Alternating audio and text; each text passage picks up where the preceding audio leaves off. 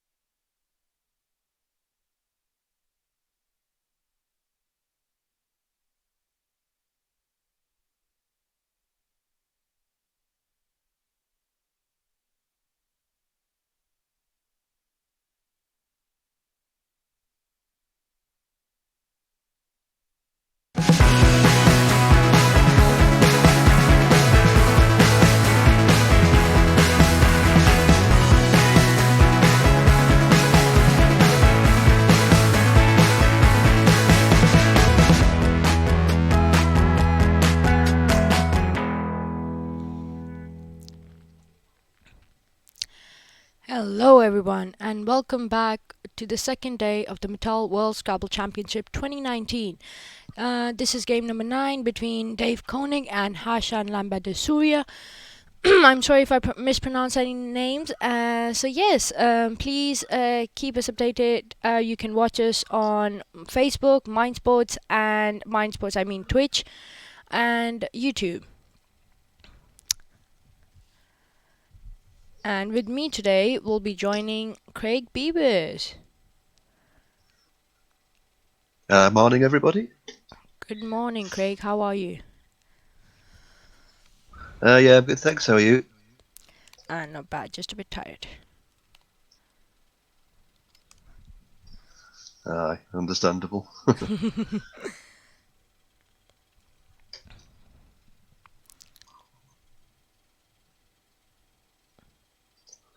So yeah, good. Interesting opening Rex. Very, Nothing yes. too fantastic, but some decent scoring potential for both players. Looks like Ashen's Yeah, locked Harshan's down just playing hold already. for 26, so Harshan 26.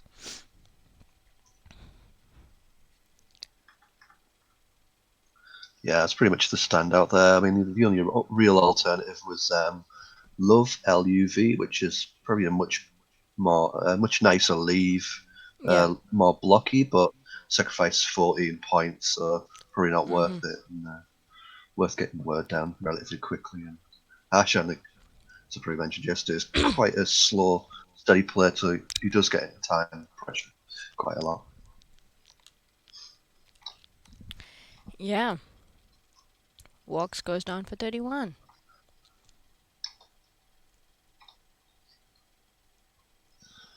Yeah, again, nothing much else to really think about. It's the obvious thing to get rid of the WX, really, with those letters. Double O, so he wants to get rid of one of Yeah. those O's.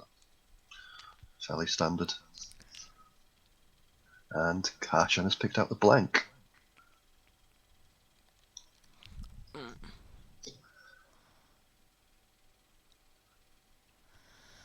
Mm. Yes, he'd be very happy to see the blank, but not so happy to see the Yeah. consonants have gone with it. So he's looking at what he's going to change really here.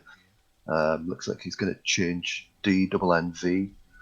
A Yeah. lot of people A lot of people are a bit reluctant to keep the C, but the C is a Yeah. strong tile, particularly for bonusing. So No, I agree. CR probably looks a good keep Yeah. with that blank. Mhm. Good morning, Craig and Sumbul. Hi, Colin. Um, Zev, someone says on Twitch, Sumbul, where did you post Region's reaction to the phony share fine? That video is going to be up today. I think they're going to post it on their Facebook page because it was so spontaneous. And I'm going to confirm and get back to you on that. Oh, another quick move. Yep. So Dave's gone for Waff again. Pretty much the standout, and it's gone down very quickly for 32. It is, yeah.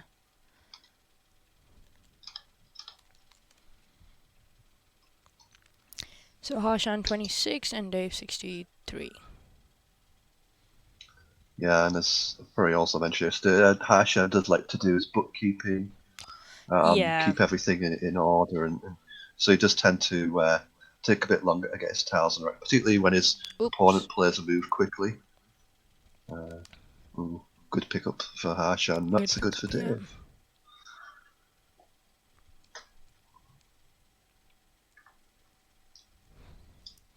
Can Dave do anything with one of the floaters he's gonna have when Harshan plays a 7?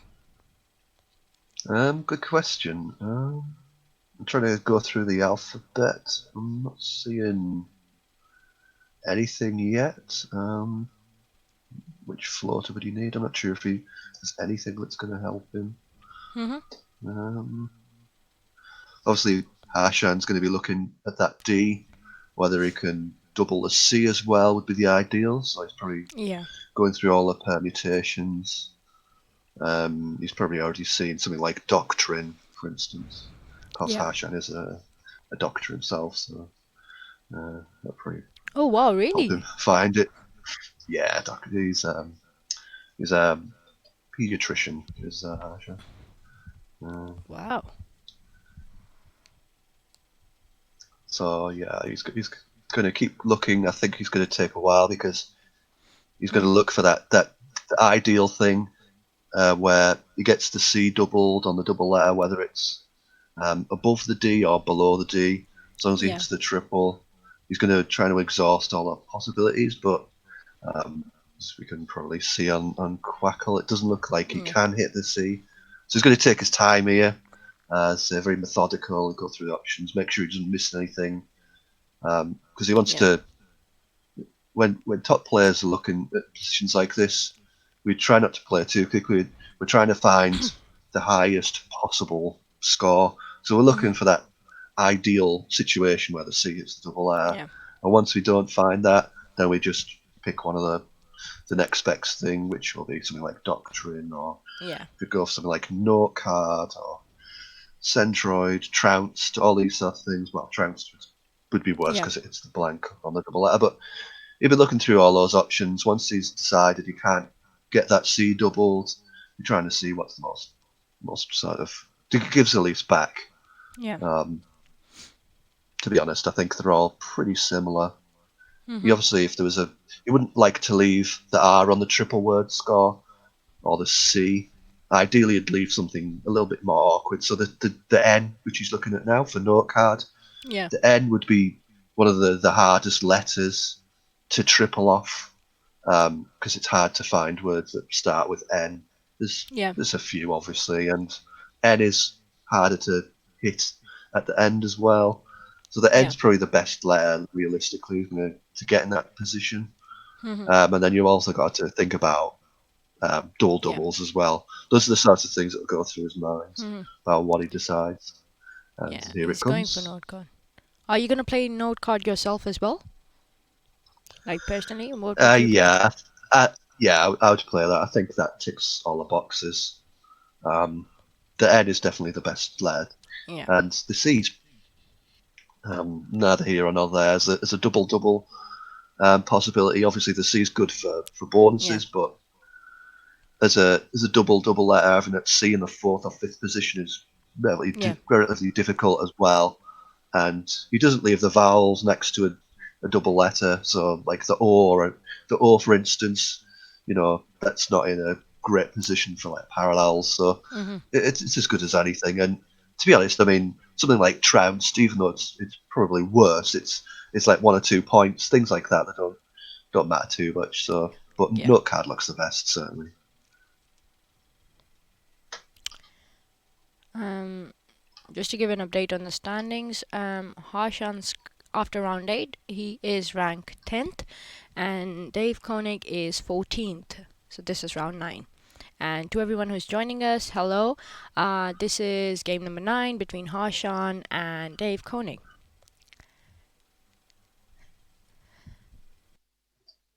So yeah, just a quick shout out to all those people who spotted the Centroid note card. So we Yeah. had Centroid from Zeph and note card from Natalie and Dr. M Mills or DRM Mills with Cornuted. There aren't actually any eights with Dave's rack, so Mm-hmm. it looks kind of like there might be one, but as it happens, there aren't.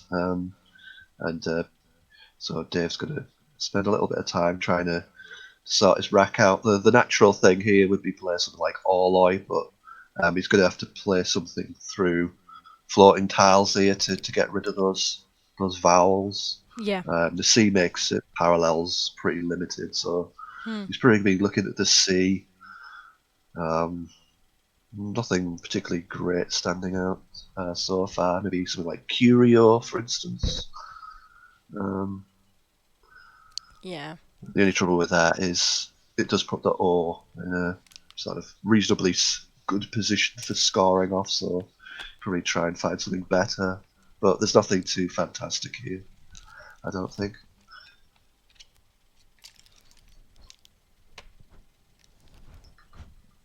Yep.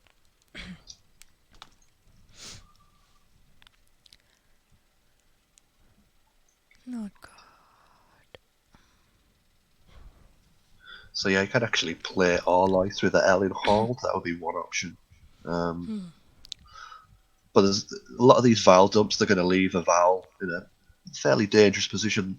The X is gone, so that's a bit less of a worry if you played, say, Orloy through the L in Halls. Um, you wouldn't worry about the X, but you'd still worry about the Q, for instance. If you Yeah. came down with QI, because Harshan was just bonus, so you could have absolutely anything. Oh wow. Um, Interesting.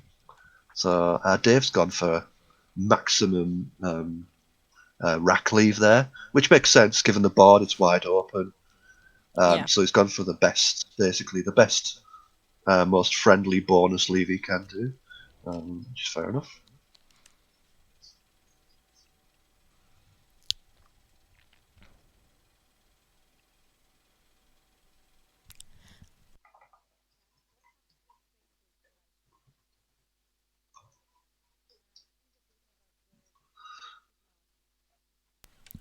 As Natalie's pointed out, Dave has hit hairline through the N in note card.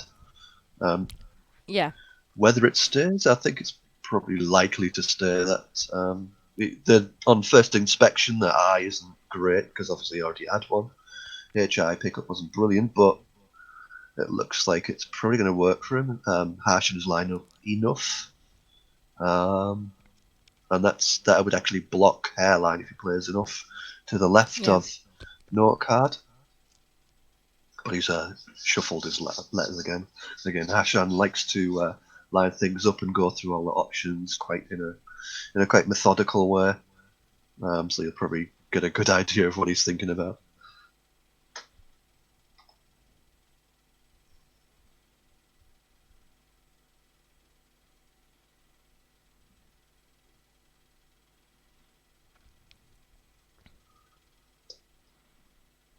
There's not really much you can do in terms of scoring. He's probably looking at the C.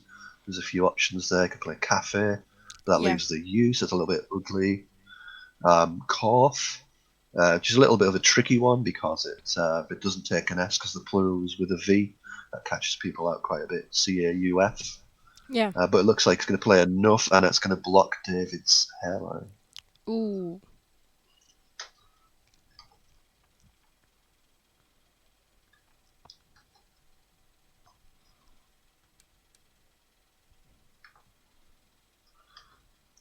but there is a 7 there for Dave, so it's not going to be worried about it too much, and it looks like he's going to throw it down very quickly. Yeah.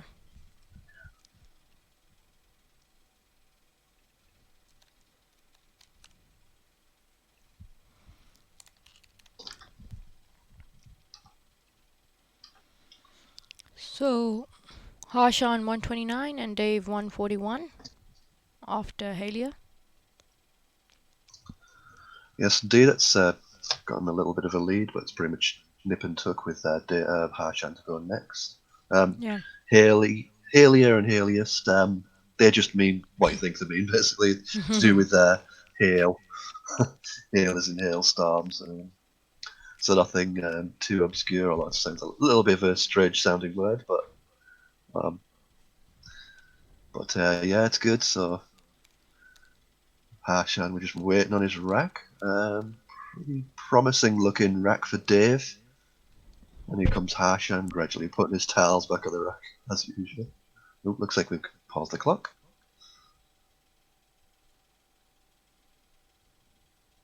Oh no, we're back onto. Looks like we're Yeah, going back again.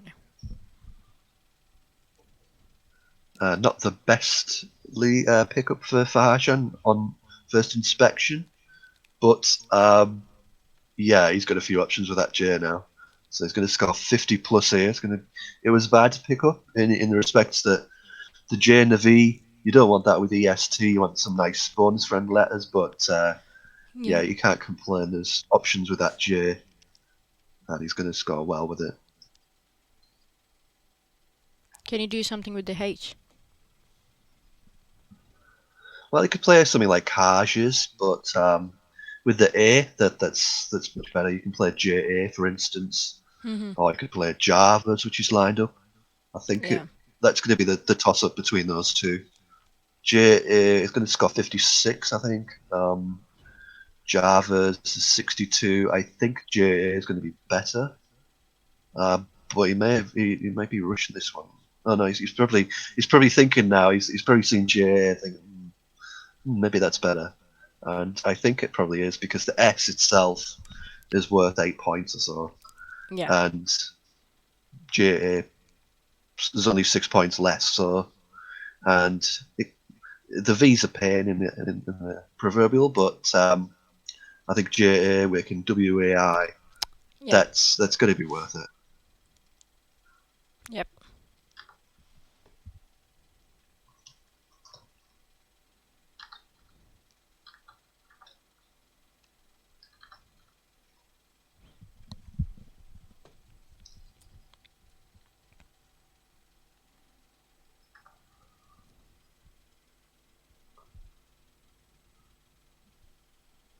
So yeah, J goes down, JA, and that gives Tarshan 44 point lead. And meanwhile, Dave wasting no time in playing Ita.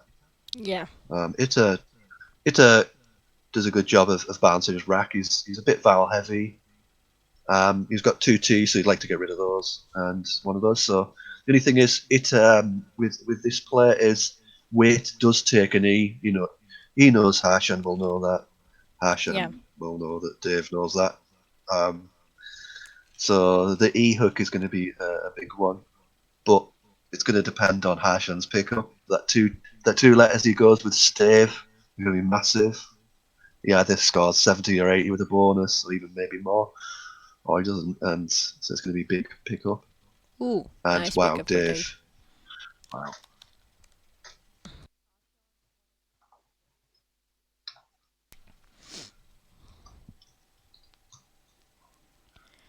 And again, Shad's picked some clunky stuff to go with his nice Yeah. S sleeve. Um, any other time, he'd probably want that Z. The Z's a great tile for in Scrabble. And oh, but he has got Z the ZE A A spots, W. yeah, with the U. So yeah, he's already lined up Zuppa there. So even in this situation, the Z is a great tile because he has Zuppa, and that's going to score 66 points. Ooh, yes.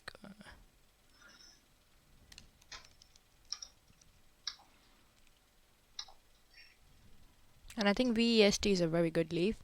Not very good, not the best, but still bingo friendly.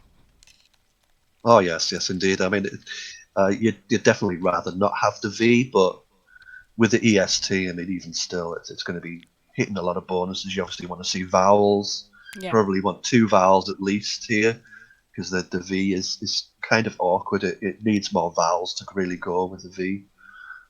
So anything consonant heavy with the V is always kind of awkward next yeah, turn.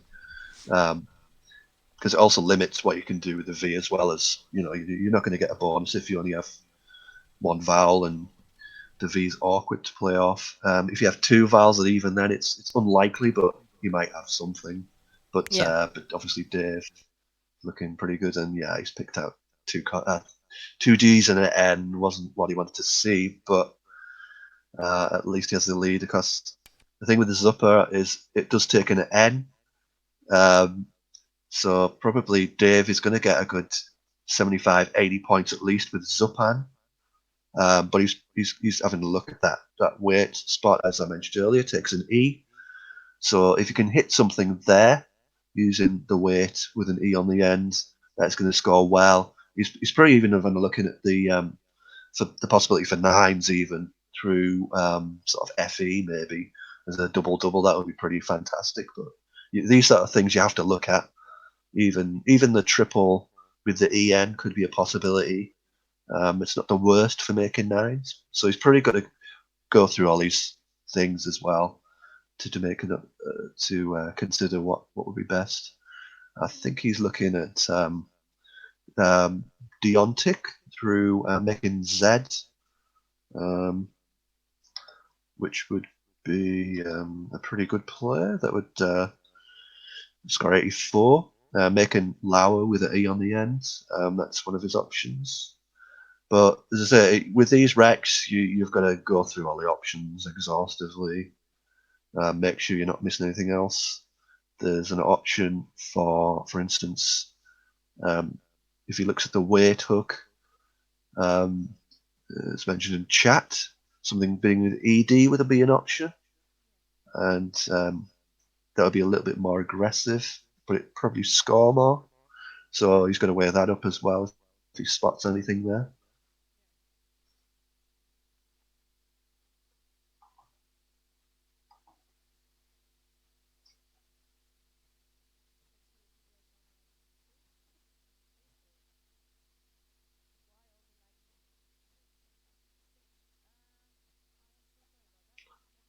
So yeah, Dave has now lined up addition. Again, which would make that weight with an E on the end, making lad. The only downside, if he plays addition, um, he would move the blank, obviously. So the blank would be the first time that would score 88, and if he plays that, that would uh, give the a way for Harshan to hit back through the O um, above that triple word score. The double word score would be there, so you could get hit with something quite hard, something back. But on the plus side, the J's gone, the Z's gone, the X is gone. yeah, So he can only get hit back in a fairly limited way, and he will know that Harshan knows Zupan, and you're going to get a decent score just off playing. Say, if Harshan plays Vend and Zupan, that's going to score pretty well. Obviously, he doesn't know that Harshan has an N, but it's reasonably likely that's the sort of player that's going to come back. Or it could even be something like after the E goes on the end of weight, it could be something there making weighted a waiter. And lads can easily extend to late, so there's plenty of scoring options anyway. Um, I think addition is probably better because it scores another 4 points compared to Deontic. Uh, in different situations, with the Z still out, with the J still out, those are the two big tiles you could get hit for 60 plus when you play addition. yeah, But because they're already gone, you shouldn't be getting hit too hard. So the triple that you're opening isn't too much of a big deal, and probably Dave prefers to play relatively open anyway. So yeah, looks like that's going down. yeah.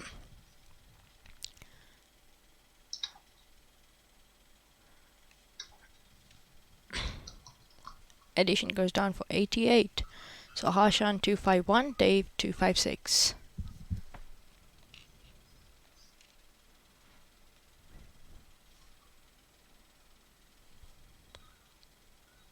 So yeah, as Harshan didn't pick up any vowels. His last move would have loved something better than N and two Ds, but he's Yeah. not too bad. He will have Vend and Zupan, and which will score reasonably well. Mhm. He's probably focused on that O. He could play something like Dove, and Yeah. that's as good as anything. He could even play. He could maybe go for burning that S and play something like Vens and Zupars. Um, the S is pretty good, but I don't think there's not been an S played yet, so Mhm. the S isn't quite as strong as it would usually be. Um, Having said that, if he plays Vend and Zupan, then Zupan does take an S as well. So he's giving his S a bit of extra utility because if he plays Vend, he's probably expecting his opponent to play through the O, and he's still got that Zupan spot. But as we can see, Dave's picked up some very, very nice letters. Yeah. He has indeed. Um, and yes, sorry for the lag, but we are streaming at the same frame rate as yesterday. It's working fine on Facebook and YouTube, so try refreshing it. Sorry about that.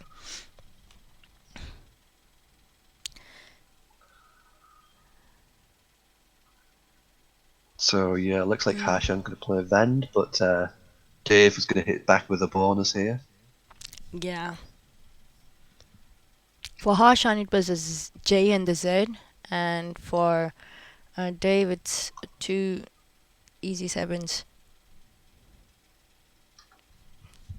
These games, if they're back and forth, it's usually more fun and exciting. Yeah, it's keeping very tight game. This is going to be the third bonus for Dave, and Harshan's only had the one so far. But as you say, Yeah, he's had the Z and the J for big 50-60 players, and not the greatest of pickups for Harshan. He'd love to see an yeah, E, yet again. um, but not the U.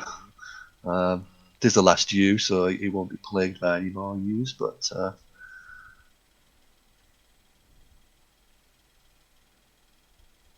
for Dave, it's just a case of he's got two options. He's got Syriate and he has Airist.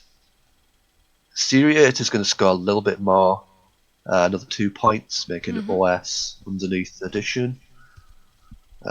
Airist, they're both basically open two big spots.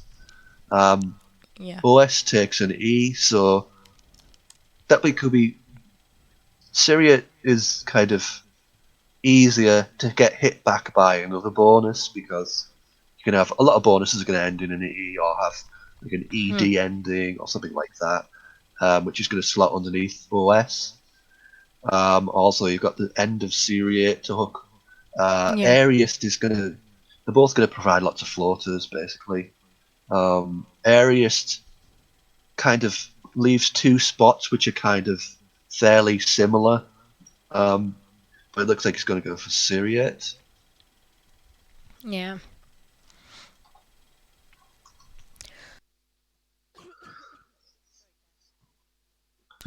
So Syriate's going to be 72, and Syriate means it's a verb to arrange in series or rows, basically, in series, I guess. Um, so Harshan's going to have, you can add an S to it, you can add a D to it. That OS spot, which is potentially dangerous with so many E's to come, there's always, nearly always letters E's to come. Um, Yeah. he's going to worry about that, but he can't really do anything with it.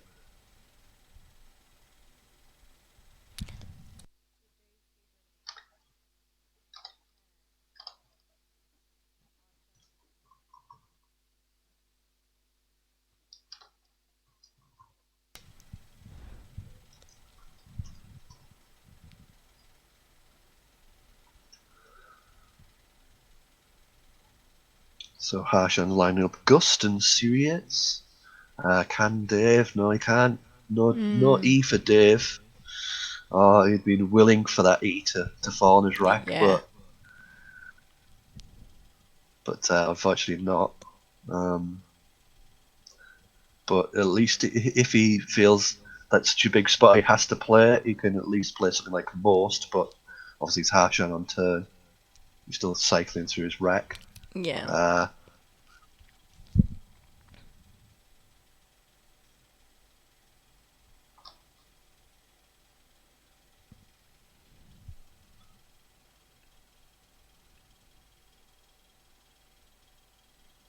just looking further on at the game, it looks the queue's going to be a pretty horrible tile to pick up on this board because there are no U's left, and once Harshan plays his off, and there aren't really Ooh, any yes. QI spots either. So the queue's going to be a pretty horrible tile and one you really want to avoid on this board. Um, so even if you have an eye to go with it, I mean, where do you play QIS? I mean, the only place you can play it is with hooking weight. Um, but yeah, you'd maybe be looking at something like Quat through the A or Cat through the A as a blanking note card. But yeah, the Q is going to be a horrible tile to pick up. You really want to dodge that. Uh,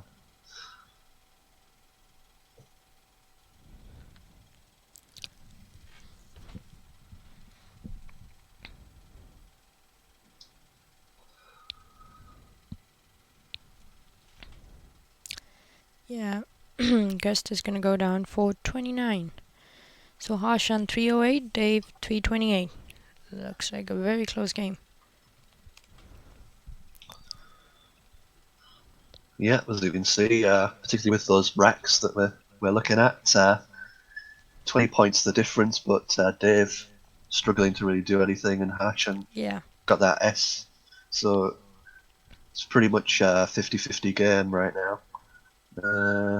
It looks like he's playing man bag.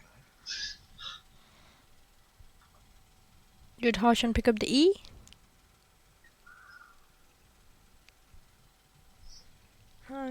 Nope. Yeah, Hashan keeping us in suspense. But yeah, man bag is a very nice play from Dave, Yeah. and yeah, it's as good as anything. Um, it would have been tempting, as I say, to play something like most to through the OS to get rid of that spot. Yeah. But in terms of just playing tiles off and scoring and everything else, man bag is a lot better.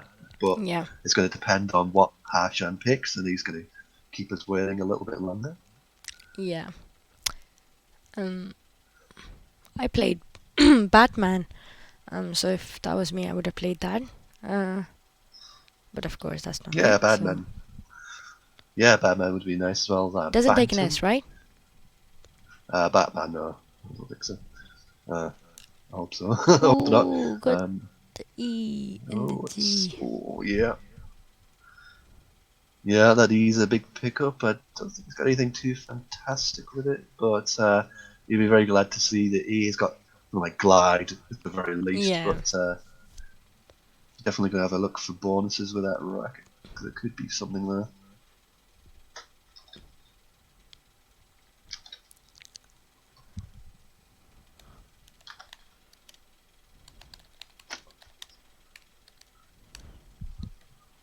So yeah, he's probably looking at glide and thinking, can I do anything else? I mean, through the V, there's maybe vigils. Dave not picked too badly. It's not the greatest rack, but just having a look at the unseen. There's nothing too fantastic left. There's no Yeah. blanks to come. There's an S on Harshan's rack and another S in the bag, so there's nothing too great. Um, there's quite a lot of clunky stuff. So Dave's racks, even though it's nothing fantastic, it's actually it's in the future you could certainly work off that, as could Harshan. Obviously, he's got the S. Yeah. Um, he plays glide. He's going to be leaving a fair bit to look to see what he could pick up anything with just keeping IS, but the S is going to give him a fair bit of insurance at least.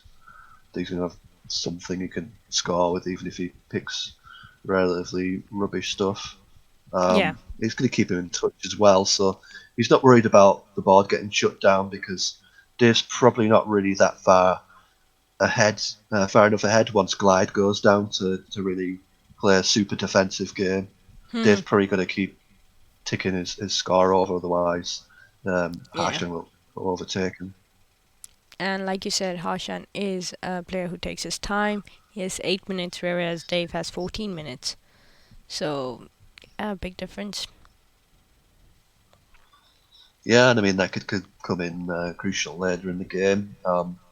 The board could certainly develop into being quite awkward. Not so much as for bonuses. I mean, while Manbag is out and sort of unobscured, that's going to give an easy lane for sevens, and you've still got a couple of floaters, like the C and note card and the A, to Yeah. work off the blank A. But once Glide goes down, it's going to be relatively tight for scoring, so it could become quite strategic if nobody gets that bonus to kill the game off. And that could be a factor with you do need time to work out the end game. Everybody Yeah. does, even Nigel. Nigel needs at least a minute, I think, to work it out. But so down goes Glide.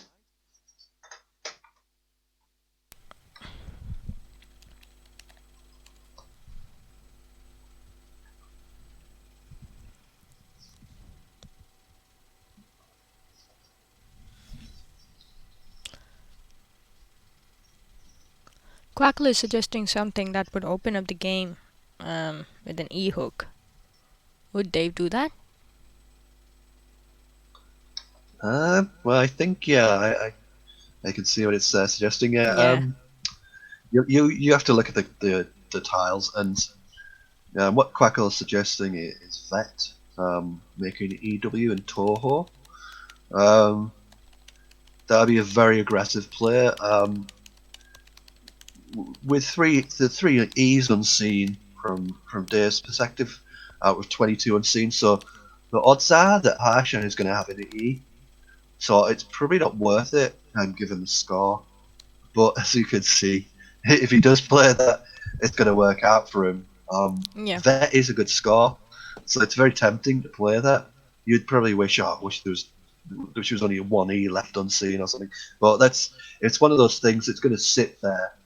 If Harshan can't go on it, then it's going to sit there, and then you're going to worry about what happens later.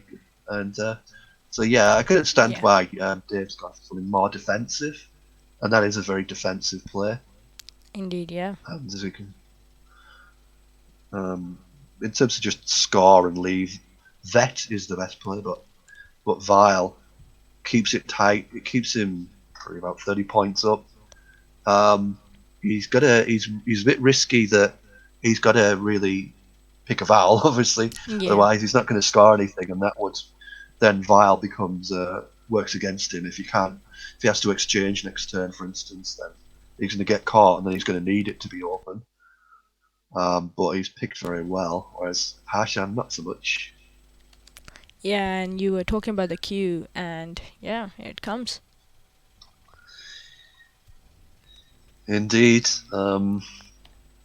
it's horrible on this board. It really is. It's one of those things. I mean, Scrabble is always about the board, and people have an idea of what how much particular tiles are worth. Most people know Q is Yeah. like negative sort of 6 points maybe or thereabouts. But it's always about the board, the context of the board.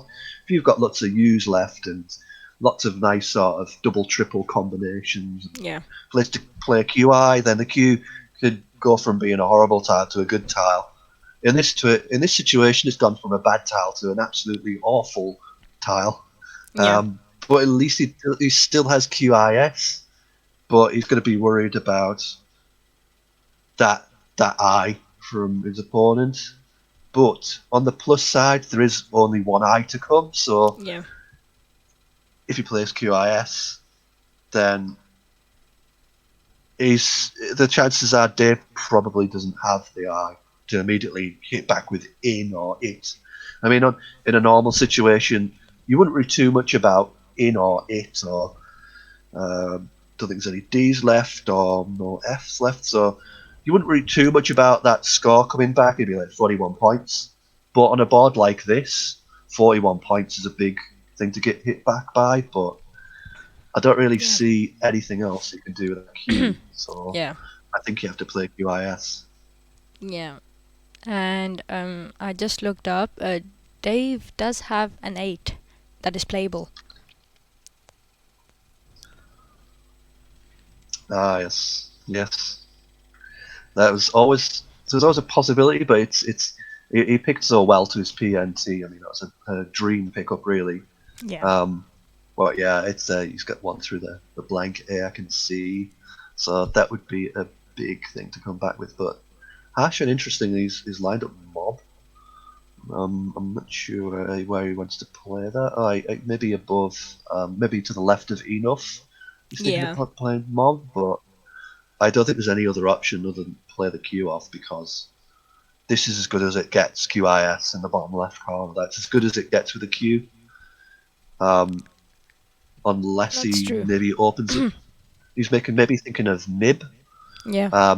to the right of Vile, picking BA, and that would set up his S. Mhm. There is another S unseen, but as we can see, that's going to work out for him. But Yeah. you do worry about getting hit by the S. But given his Yeah. situation, he's kind of an underdog. He's got the Q. He's 29 points behind, so maybe he needs to be open things up a little bit. Obviously, if he plays BA, he still has QIS in that bottom left, regardless of what his opponent does. Yeah. So he's got insurance if your opponent has the S and plays the MIBs. Obviously, if his opponent doesn't have an S, then it's going to be a big spot for him next turn. But ideally, he'd pick another S out and then be able to play QIS in the bottom left and still have Yeah. that spot open. That would be his dream scenario. Otherwise, he's probably going to have to play. If he plays BA, he's probably going to have to play QIS and MIBS, Mhm. which is going to be a good score, as I say, a good score for this board. But um, I think Yeah. he's pondering it, and the other thing he's running low on time, of course, and he's got to really decide pretty quickly. I think whichever one he goes for. Yeah. Um. Hello to everyone who just joined us. This is game number 9. I am Sumbul Siddiqui, and with me today we have Craig Beavers. Yes, you've got me for a whole 4 games in the morning session, Yeah. then there'll be 5 games after lunch. Yeah. And ooh, like you said. Yeah, I mean it gives him 2 places for QIS. It also gives his opponent something to worry about, but as you can see, his Yes. opponent's going to hit with Paradite, and so this is going to be well in Dave's favour once this goes down. Oh wow, there's a 9 as well.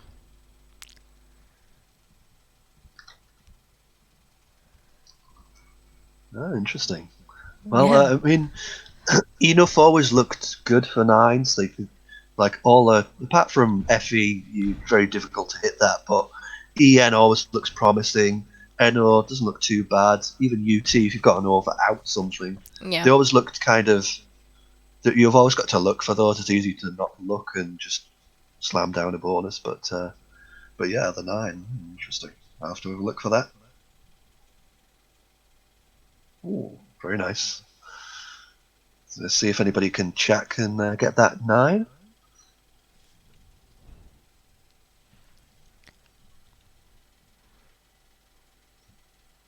I'll give you a few more seconds and then I'll give you a little hint.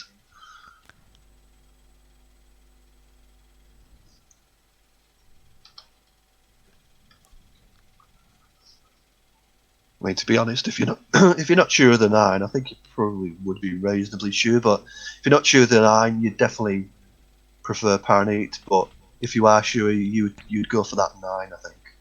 I think it's a little bit better because you're not giving your opponent floating letters. Um, you've also got the Yeah. S hook, which Harshan has pretty much indicated he's got the S by playing BA. Yeah. So the 9 is more defensive. You're looking at the EN for anybody trying to find it at home. Yeah. Um, you could probably work it out uh, if it's a plausible sounding word, then yeah, it's probably that one. Indeed. And after Dave's pick, two tiles remaining in the bag, K and I. Yep, we're pretty much in the end game now. Yeah.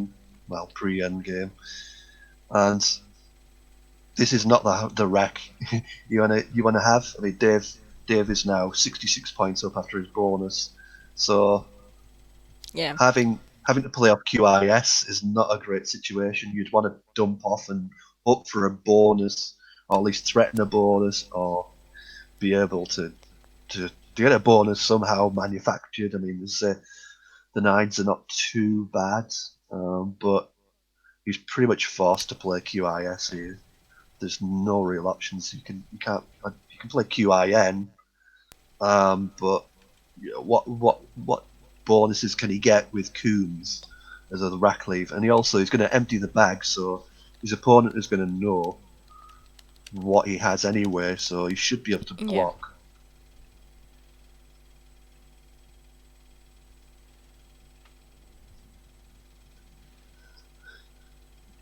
So yeah, he just got for QIS. Harsh.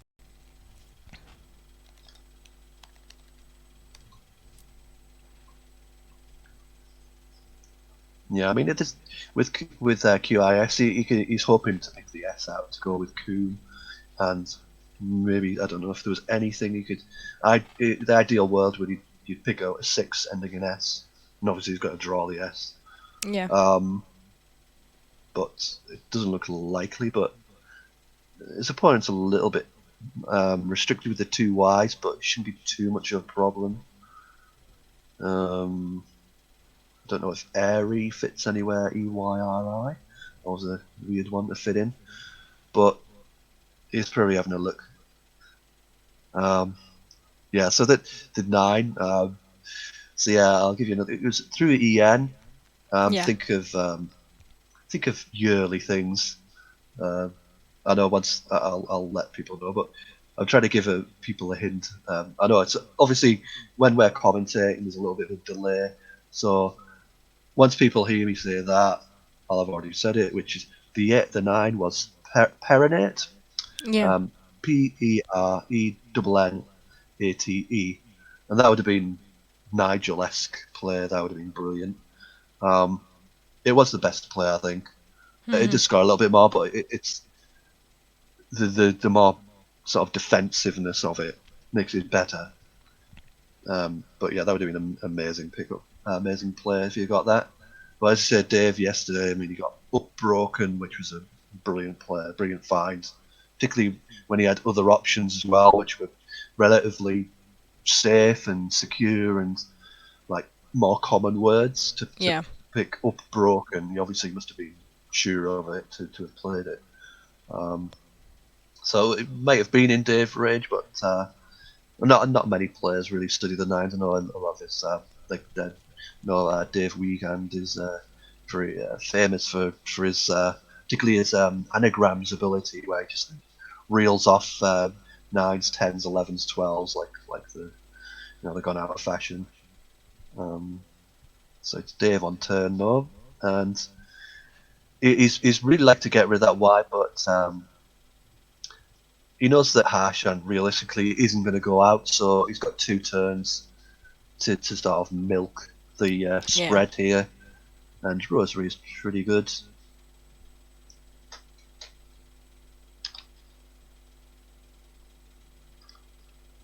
26. So 414 Harshan, 462 Dave. And Harshan only has 46 seconds on his clock and he's challenging. Yeah, he has to. It's basically a case of Harshan Yeah. needs to challenge to have any hope of winning. So looks like another 5 points for Dave. Yeah.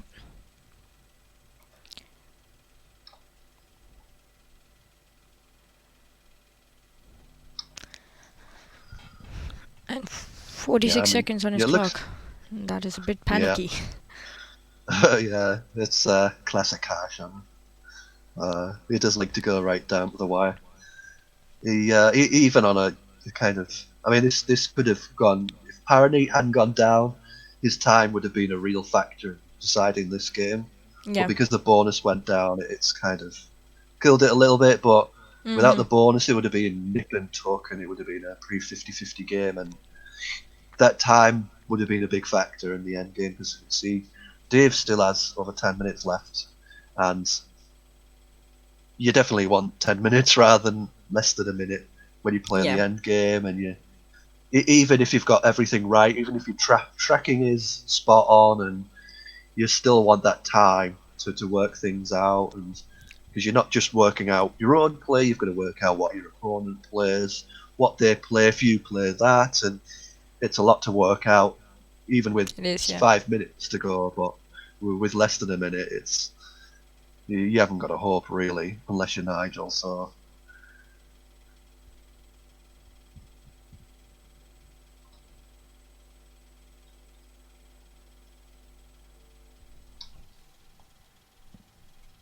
yeah, that's a Yeah. pretty good play from Harshan Cookie. There is a quite a cool word that's a little bit better.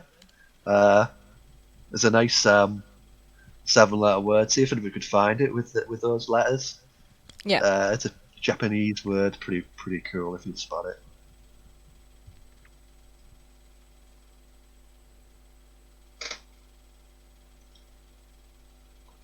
So Harshan 438, Dave 467.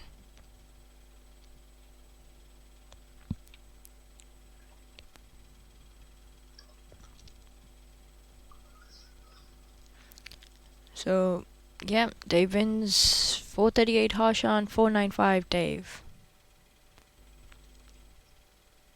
Yeah, well played game from Yes. both. That bonus at the end, parody, was the difference really. Yeah.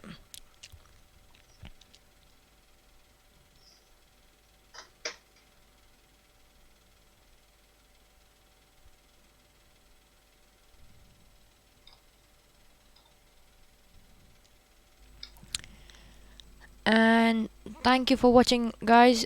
We are going to be back in a few minutes. I don't know who's playing next, but I'm going to update you as I know. Thank you and stay tuned.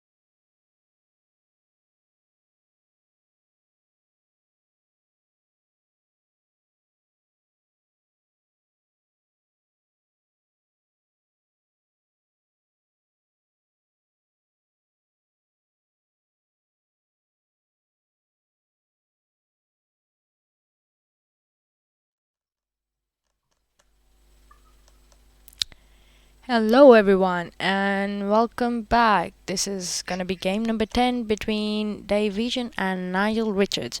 I'm so sorry if I'm mispronouncing anything. Please excuse me for that. And with me today is gonna be Craig Beavers. Hello, Craig. Uh, Hello, Sumble. Welcome everybody. And it's a mouth-watering clash. This Nigel against probably the best player in the world who's never won a world title, but of course he has won the North American Championship, so it's a massive tournament. So I'm really looking forward to this game. And Nigel to start with a pretty inviting-looking rack. Yeah,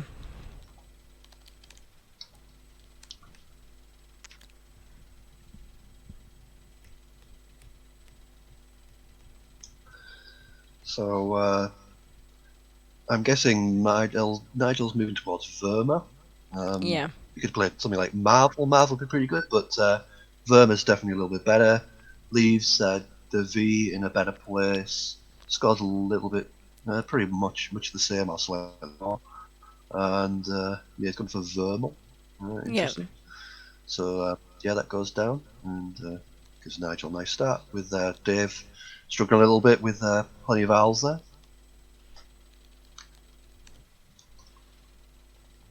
So,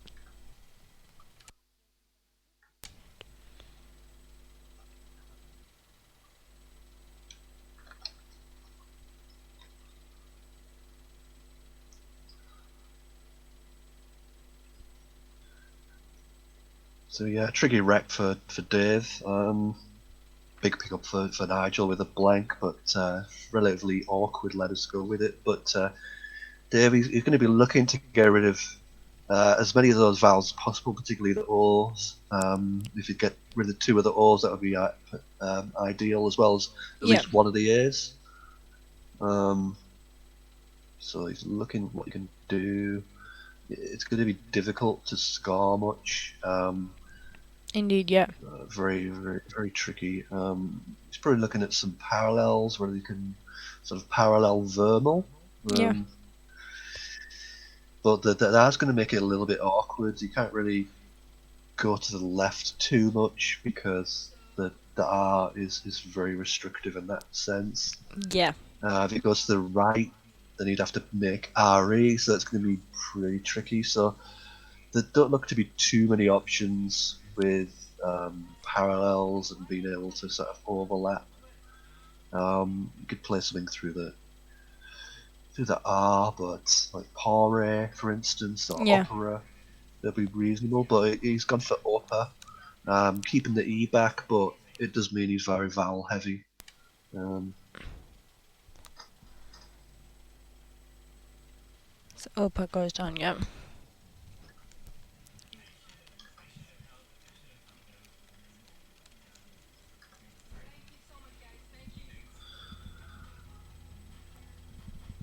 so yeah, Opera for 19, and Nigel 11 points ahead.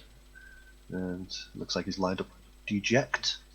Yep, Um, the thing with Deject, of course, is it takes an A. So he's going to be a little bit wary of that, but so for that reason, he's obviously going to play Deject to the right mm-hmm, of Vermal as much as possible. He's not going to play it to the left and yeah, leave it one shot on the double word score. So that's what he's looking at now. I'm not seeing a great deal else. With only one vowel and the J, C, D, it's pretty awkward. He's pretty restricted what he can do, really. yeah,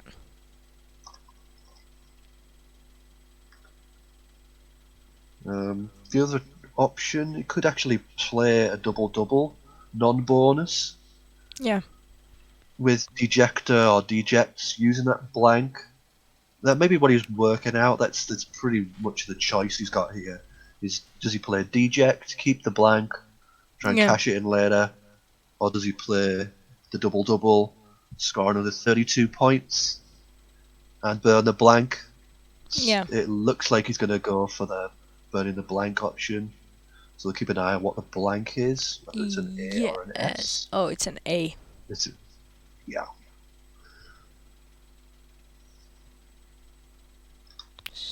So Nigel 94, Dave 19.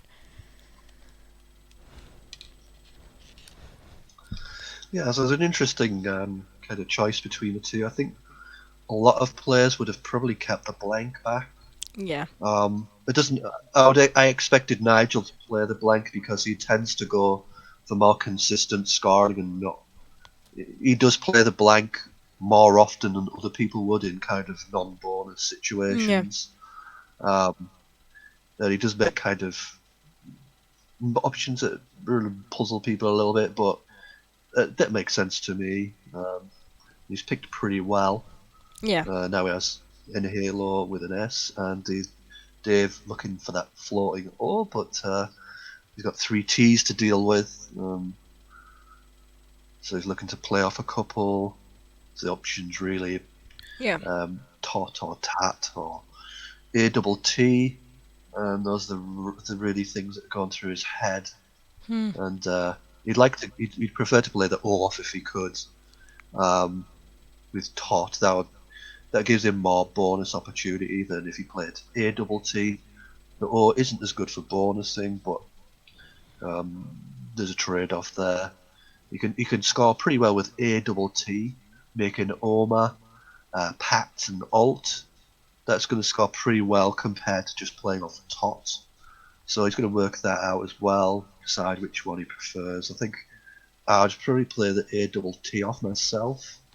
But the other thing is you could think about with Tot is if he plays Tot underneath the DE in Dejector, then that does take out a kind of scoring spot for Nigel. Yeah. On this board, there's nothing really obvious to score through other than that's the sort of hot spot, if you like. That's where a lot of the players, obviously, if he's an X, is going to come down. Even if he's got 4 point tiles, that's a lot of them are going to get played underneath that E. Yeah. Whereas if Nigel, for instance, wanted to play somewhere else, he's going to open something up and not score as well. So there is sort of a strategic value to playing underneath the DE, but I think probably A double T in that spot to the right of Vermal's probably going to be a little bit better just because it scores that much more, really. Yeah, that's true.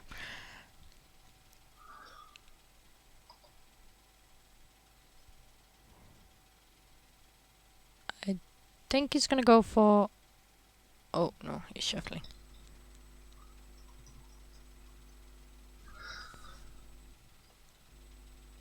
Yeah, I mean, Nigel has Anathols lined up Yeah. um, through the T. He does have Inhalos as well. You can have it without the sort of OE plural. It could be either OS or it can be OES Ooh. Inhalos. I always think they look a little bit. Those ones are always a little bit tricky to me. The Yeah. O plurals. I know cargo, for instance. Cargo catches a lot of people out because that that used to. Sorry, not cargo. Cargo used to not take an S, and now it does. Yeah. Words like that can always be tricky. It's hard to kind of know which ones do take an S or where it has to be ES instead. So Dave's gone for tot in the end. Yeah.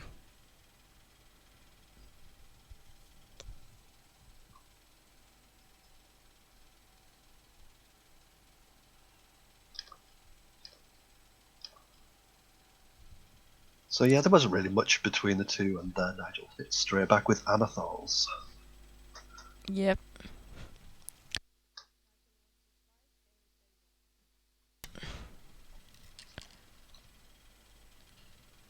Yeah. Would you play Anatols or Ethanols? Ethanols. I think an Anathols is a bit more defensive. I Mm-hmm. think that's fair enough. The ethanols would dangle a S out, Yeah. so that's a big deal. That's a that's an Yeah. outstanding pickup from Nigel. That is yeah, exchange time I think for Nigel, but because it's Dave on turn. Yeah, I was thinking of the OE plurals that catch me out. I was thinking of embargo. Embargo gets played fairly often and doesn't take an S. It has to be an ES plural, and it's one of Mhm. those that just there's very little kind of intuition for me on what sort of plural to take, whether it's the ES, whether it's both, or whether it's just one or the other. It's very tricky. Those are the sort of things that are very difficult. And again, in precious situations, it Yeah. exaggerates the problem even more. So.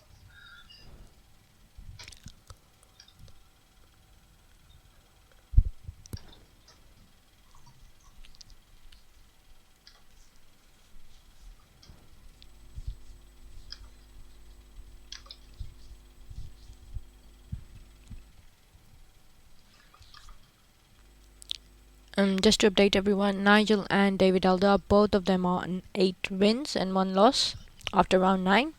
Nigel is leading because of his spread.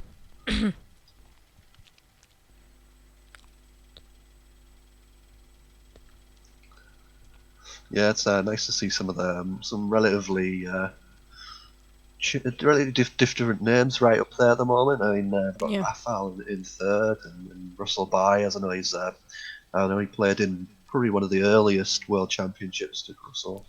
Yeah. Um, so it's nice to see him in fourth. Of course, so the players we've got here, Nigel is leading, and Dave's in fifth. We've also got Ellie in sixth. So some new names there that you don't generally see at the top very often, but it's going to change a lot. You're going to see different people in there, Yeah. sort of getting their 15 minutes in. But obviously, there is a chance for anybody to make that top eight. And then once you're in the knockout stages, anything can happen. That's really what all the players are aiming for, is that top eight.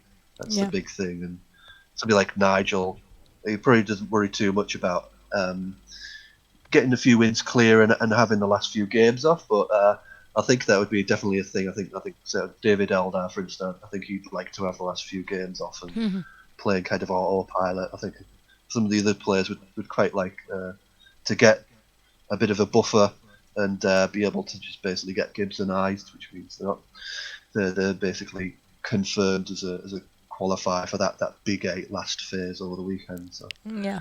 Um, and Dave, really, I mean, he's looking at Motta to open it up. I mean, Dave is obviously quite a fair bit behind, 134 points, so he's looking to open. Um, Probably a little bit of a better option if you wanted to do that was Laureate. Um, you could have also just played off. The natural thing there was to play off T or E.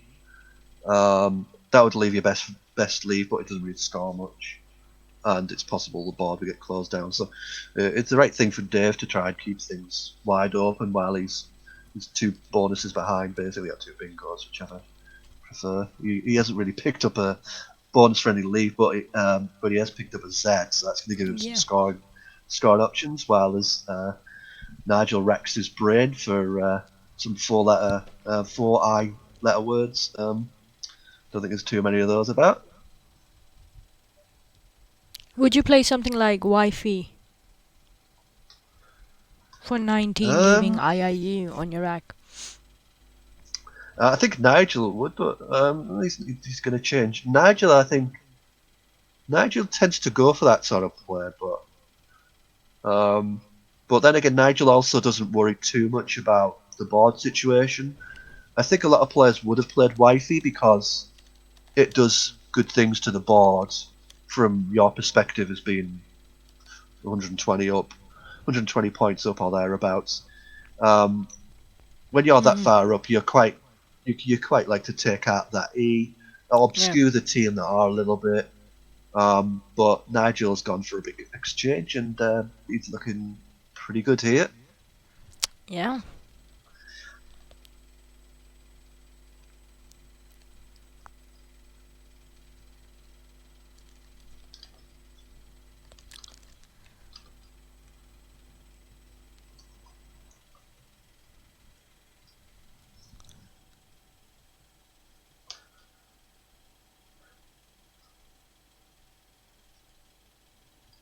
So yeah, Dave is actually on 52, but Nigel scores right. So the difference is 113 at the moment. Dave to play, but as you can see, Nigel has that blank and some pretty good letters to go with it. The CK is a nice combination, so um, he's lined up Croakia, I think, but you can also have Croaker or Croaked. Mm-hmm. So you're going to get a bonus down somewhere. You probably avoid playing something that opens up a triple triple. I know Nigel likes to play a lot of strategies around um, kind of forcing his opponent into, particularly in the early game, he likes to play it kind of quite sort of boxy, Yeah. keep the board quite boxy, and then he's funneling his opponent into making plays that open up nine timers when they do get a bonus. He doesn't try and block the bonus as much as be able to counter it by funneling it into a more kind of counter attackable position, if you like. Um, Mm-hmm. so, like for instance, if Dave did block all those floaters for whatever reason, I wouldn't be surprised if Nigel kind of foregoed the bonus that opened up a nine timer, for instance, because he's in such a commanding position with 113 points lead, the blank. Um, his chances of winning are very high, so he doesn't need to gamble in any sense. He needs to just keep things safe, and he knows that the blank is there as an insurance that he's going to get a bonus sooner or later. So, um, of course, it's Dave to go. He's looking. There's not a great deal he can do with a Z. He's got which may be interesting. He's got Alfs as a possibility to score with, or Alps even. Um, those would score reasonably well, but there's nothing too brilliant here. Um, he doesn't want to parallel too much. He wants to keep things open. So that's what he's really looking at. So he's looking at phase. He's gone for fees. Fair enough. So he's gone for fees, and that kind of, the good thing about that is it kind of protects the R. So it protects the R for a bonus, which is Nigel's about to play, but it protects the R from being blocked by Nigel playing something through that E. It kind of opens, it keeps the top right protected long term for a bonus that hits the triple and ends in ER. And it also opens up the bottom right of the board, so it ticks some boxes. But unfortunately, as you can see, Nigel is just sitting there with Croakia and kind of waited to pounce on this triple.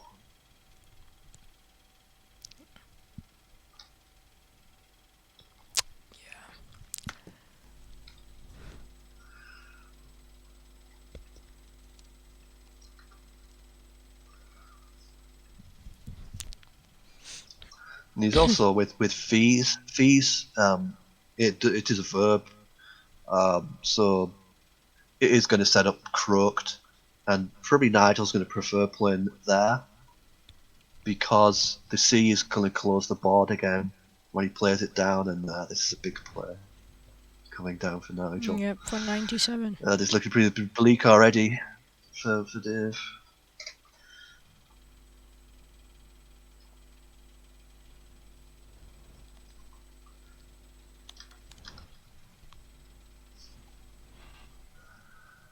So yeah, I mean Dave did the right thing. He opened it up. He scored reasonably well. He got rid of the F, but yeah, he's just shaking his head. There's nothing much you can do really. This is Scrabble. You get these games where you get blown out in the early stages, and a lot of low ranked players will worry too much about games like this and trying to keep things tight. But you need to keep things open and accept that you're going to get hammered like this quite often. Mm. But it's your best chance. You have to keep things open and hope that you pick the blank and not Nigel or your opponent. So uh, it's going to be tricky for Dave. He still probably gives himself a 1 in a million chance of winning, but he's also going to probably soon adjust his sights towards keeping the spread down as well.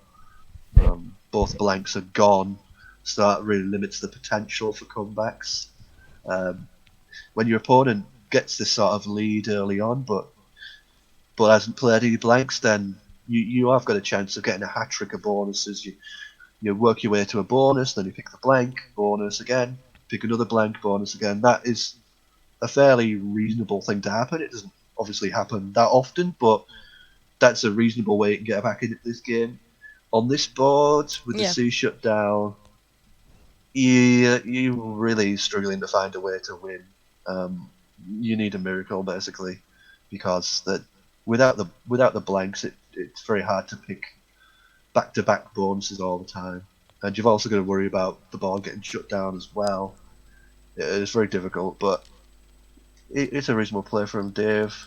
Keeps churning over the Yeah. scores, and he's just hoping that he picks something better than the two Bs that he had. There wasn't really much else to consider. I mean, he could have played off both Bs. For instance, there's a rather nice parallel play of barbell along the right line, right column to the R, making ZE and all that. But yeah, it's very difficult for Yeah. Dave. And a nice word from Nigel. Nice hook for idiot is vidiot. I remember vidiot. It used to one of those weird words. For those who don't know, in the UK we have a TV game show called Countdown, Mhm. and um, vidiot was one of the rare words that was allowed on that show, but not allowed in Scrabble. And now you can have it in Scrabble. So those sorts of words Wow. confuse a lot of the Brit players. There's another one that was a bit peculiar. Was Waldo. Um, that used to be allowed on Countdown, and then Waldo's was the plural with the es. It was allowed on Countdown, not allowed in Scrabble, and now it's allowed in Scrabble and not allowed on the game shows. You get these weird roundabout things with words and everything, and I'm one of those people that doesn't worry too much about the words. I mean, the words that annoy me, like X-ray and stuff like that, I just can't make a case for X-ray being allowed. But most of the time, words are plausible enough. It's just they're either in or they're not, and you just got to kind of shrug your shoulders if you play something that's perfectly reasonable that isn't in. You got to be philosophical about it. But yeah. At least Dave has picked the X, so he's going to be able to score with that. But yeah, he needs bonuses very very quickly here. Um, Indeed. So Nigel is 290, Dave is 117. And people who have just joined us, just to remind them, I am Somal Siddiqui. With me today is Craig Beavers, and this is game number 10 of the Mattel World Scrabble Championship. Also, um, we have the video ready for people who are asking. It's not gonna go on Facebook page. It might go on later, but for now, it's gonna be viewed after this game. What happened? Craig, were you watching that game? which game was that? Sorry. It was Peter Armstrong versus Dave Vegan. The Seraphine game. Oh yeah, yeah, Yeah, yeah, yeah, yeah. yeah. I was following that one. Yeah, yeah. So I went up it's to them it's after the game and had a very, very quick interview with them, asking about the move. They had no clue, but find out more in the video. It that was a sounds great. phony. Yeah, Yeah, just for people who are joining us yeah, and they don't know what I'm talking about. Yeah.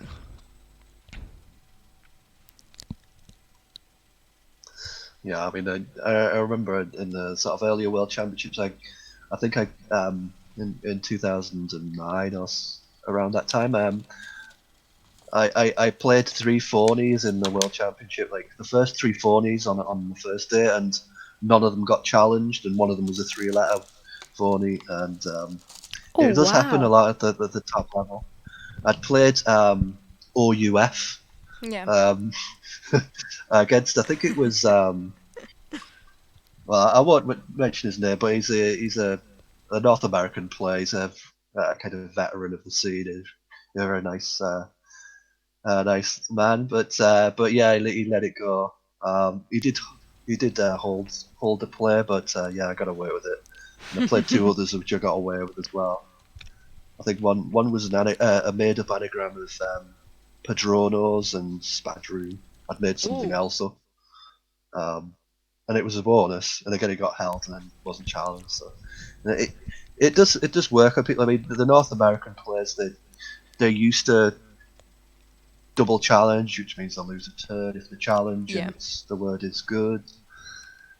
So they're kind of more used to that. Even now, I mean, it still plays a little bit of a part.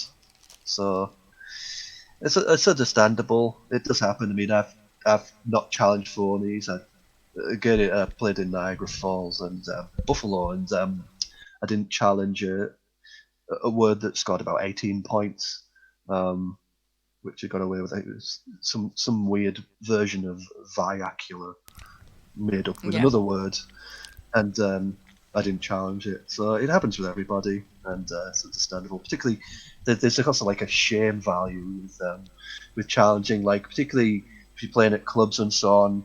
Like people have a, particularly Nigel, of course, and Dave as well. They have a kind of an aura about them, like a reputation as being so good with words that people, as well as the fact that it was such a high probability, like a word that would be common that you just think, oh well, yeah, that's fine. And there's a kind of like a, you know, if it had been like an obscure word, you're more likely to challenge it if it's more obscure looking because it's more, kind of easier to do something that looks ridiculous. It's easier to challenge that. So Yeah. all these factors play a part, really. Um,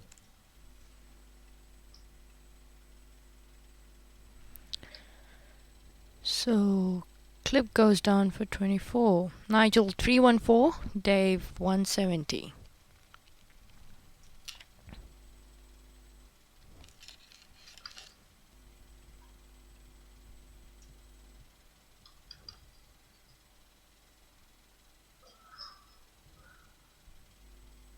yes, and both players looking a bit vowel heavy here. It just the bag again. There's with no blanks to come. It's going to be tricky to really manufacture any kind of big open.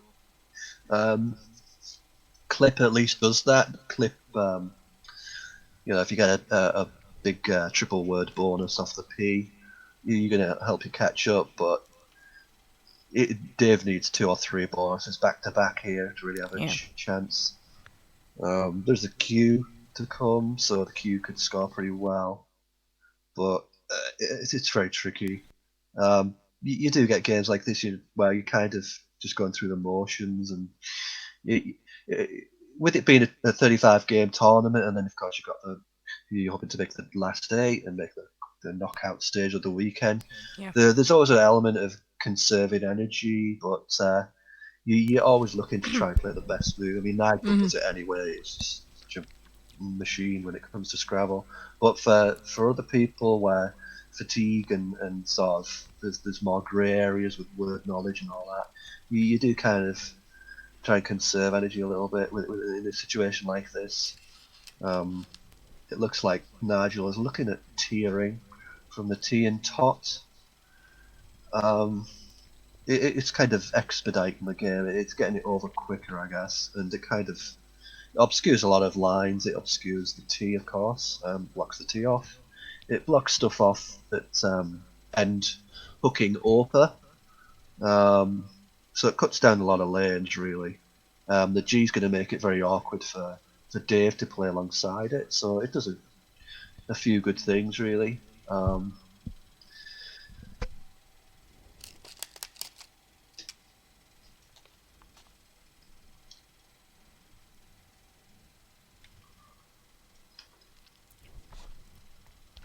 Of course, if the scores were reversed, probably Nigel would be looking to play Yeah. off UI. And Four. because ERING is such a strong leave, so nice. Ooh, nice one.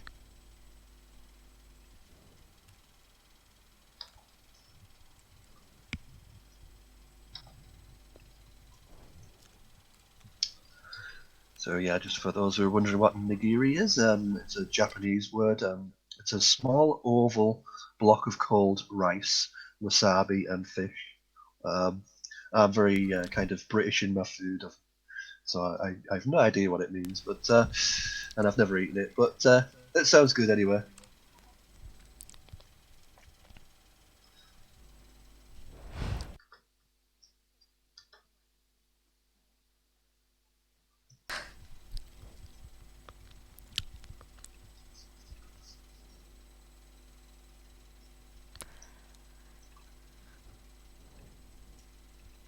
and hello to all the people who are just joining us, especially people on Facebook.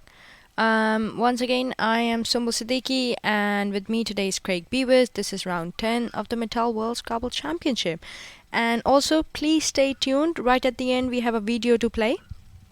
That is about a phony that was played in round 7.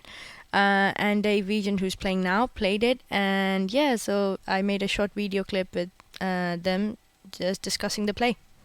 Stay tuned. Yeah, good stuff. And Dave's put beer down. Yeah. That helps balance his rack. Still a little bit vowel heavy leave, but yeah, it ticks the boxes. Gets rid of the duplicate I's, duplicate E's. As good as he could do from that situation. Nigel, a little bit of a different problem with the 2 U's, but there is a Q to come, so the U could be handy. But then again, there are U's unseen as well, so he was quite happy to play a one-off, and he had Elude lined up on the bottom row. It's going back to Nagiri. It did a good job of basically closing the board down. So at this stage, Nigel's still considering, trying to maximise his win percentage as much as possible. He'll get to a point soon where he doesn't worry about whether he wins or not, and he's just about spread. And I think Yeah. soon we get to that point. Yeah, because he and David Delta are on the same number of wins. He's ahead just because of the spread. So, yeah, spread is a factor here. Yeah, absolutely. I mean, there's so much of a 35 game tournament comes down to players on the same number of wins, and it just goes down to spread. Spread. Nigel usually, yeah, Nigel's very good with keeping his spread going. He nearly always has a good spread because he's such a good player and he doesn't make hardly any mistakes. So he keeps a good spread almost every tournament. But it always matters. You never know how much it's going to matter. Um, and likewise, when you have games you're losing and you're getting hammered in, you do try and minimise that damage. It works both ways. Spread will decide probably the last few qualification spots for that big knockout stage over the weekend. Yeah. It'll probably decide whether it'll probably be the difference between, say, 7th place and 9th place, or 8th and 9th place. It probably will come down to spread at some point. So, not the greatest pickups for Dave there with his off 2 vowels and gets WW. Yeah. Not what he was looking for. 12 ties in the bag. And Dave only has 3 minutes and 45 seconds remaining. Yeah, Nigel. Just under 13 minutes, he's doing his usual thing where he plays. He's a very steady pace, does Nigel. He very rarely instantly plays moves, whereas somebody like David Elder is more frantic. David will often insta-play things, and I know Jesse Day, he insta-plays a lot of things. But Nigel always very considerate, even on the most obvious play and the most obscure, difficult play, he tends to take more or less the same time. Yeah.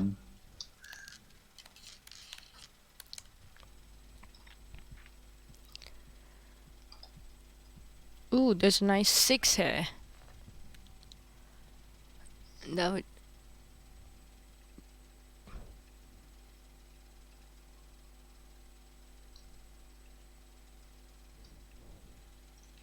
Okay, it's cool. I'm not very good on sixes, so I'm struggling to spot this. But yeah, that was one of the good things about Nigel's last move, of course, was he left 7 in the bag. Yeah. And that's pretty much a spread play. I mean, we're pretty much down to spread at this point with 185 points, the difference, Yeah. 390 to 205. So it's down to spread at this point, and Nigel, he knows that if he leaves 7 in the bag, Dave gets a bonus down. Dave's going to empty the bag. Nigel knows exactly what Dave has. If Nigel doesn't pick all those lovely Q's and Y's and G's and so on, then Nigel gets a chance to bonus back Yeah. and get all of Dave's tiles, or you could, plot out a good end game, knowing what 7 tiles is David has. So it works out pretty well in that respect. I mean, it's a little nuanced thing, um, so it's good from that perspective. But as you can see, no bonuses, and the two W's really crippled Dave. Must be a frustrating game for him.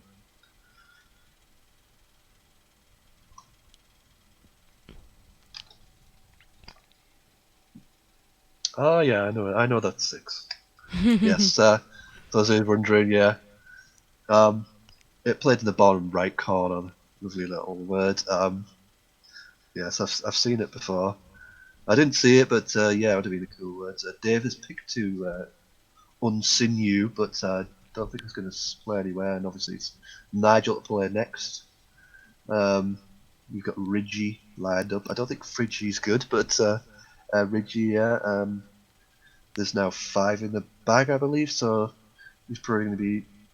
He's going to avoid trying to play 5 tiles, Yeah. but he might be forced into it, but probably not with a cue. Um.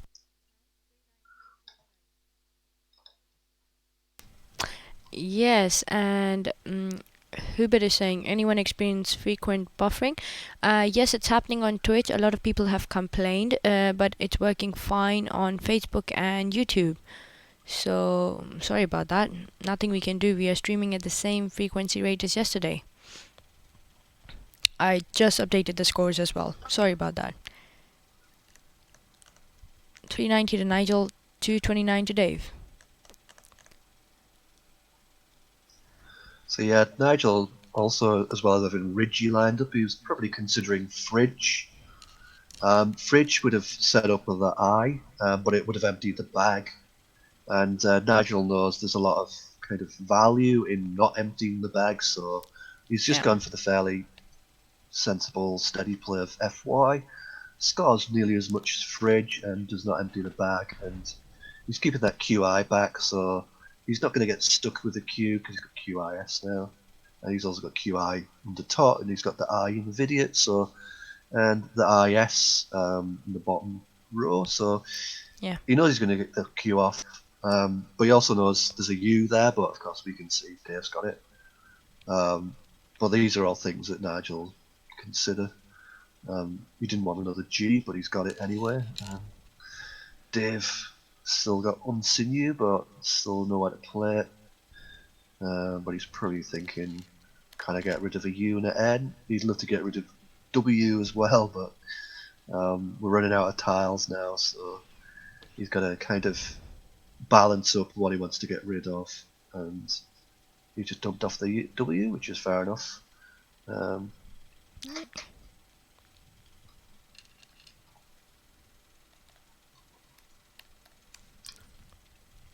So 424 to Nigel, 240 to Dave.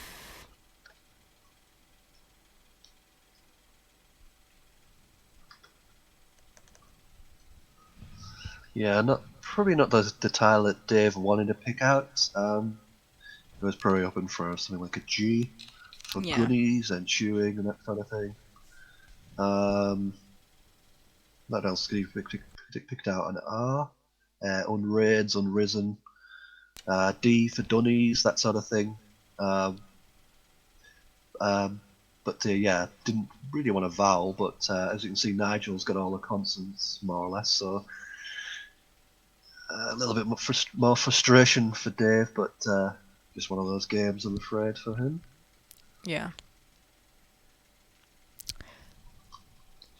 2 remaining in the bag. Would you play QI? Just QI from the eye of idiot. Um, I think pretty much, yeah. I think you wouldn't want to empty the bag, particularly leaving the OPA spot open for the S. I mean, you can from the unseen. I mean, the unseen, the 2 extra tiles. There's another E to come, another T to come. So there's a lot of 7s that Dave had, particularly when he's just played off a tile. Playing off 1 tile suggests he's close to a bonus, and he kind of was. Yeah. Um, but you don't want to empty the bag at this stage, so it's pretty much just dump the Q, and if he's lucky, he might pick out the E. If he's not, he'll pick up the T. So that'll be interesting to see which one he gets. 50-50 chance either way. Ooh, He got the T.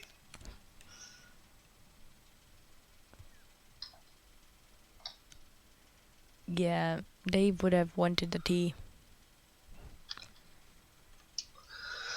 Yep, yep. And pretty much all the consonants would have gone, apart from obviously the Q. Even the Q wouldn't have been that bad because he's got the U. So pretty much what he did pick out, the A was probably one of the worst tiles he could get. So he's got the option now. He's going to really look through these permutation. I mean, as we know, there's an E in the bag, but he doesn't know that. He knows there's a lot of consonants, 6 consonants and 2 vowels. So he's probably expecting a bit of consonant. But he decided to just go for tunnies and not waste too much time. Oh, look Ooh, at his clock. that. Yep, 000. I've seen that a few times. I don't think he's going to get away with it. I think he's going to get the minus coming down on his next turn. Yeah. Um, maybe Pack On could get away with it, but I don't think Dave's going to get chuck his 2 tiles that quickly. But be interested to see anyway. So 446 to Nigel and 256 to Dave.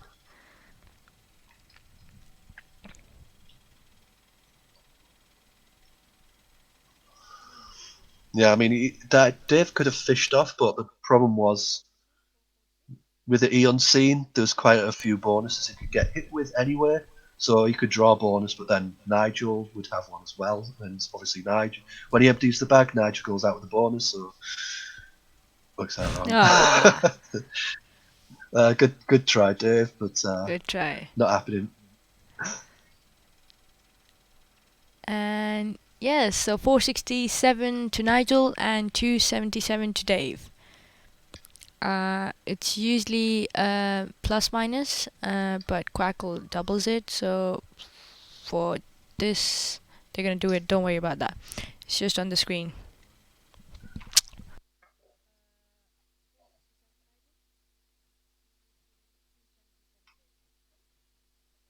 You got that? Yeah. So yes, please stay tuned for the video between. I'm sorry about this. Please stay tuned for the video. So what happened is Dave Regent and Peter Armstrong were playing on the live table in round 7, and Dave played Seraphine, Serafine, and Peter didn't challenge it. Of course, it's a phony, so everyone wanted to know his reaction. Even before I jumped in, he did check it was a phony, so they knew by the time I got there, but I still managed to get a bit of their reaction. So yeah, stay tuned for the video. Thank you.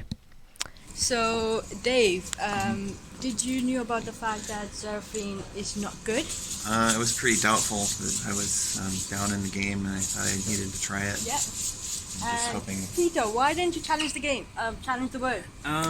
Because it was dumb for one thing, and the other thing is I only thought about it like right as he was drawing, so I still had a chance to say something. It looked a little strange, and I was thinking in the back of my mind, but he wouldn't play a phony, and then instead of saying hold and thinking about it, I just kind of let it go, and then I regretted it. It is close to lots of real words. Yeah, that's what people said. It is close to. I should have held out. And then, yeah. Okay, sorry. Thank you so much, guys. Thank you. Thanks.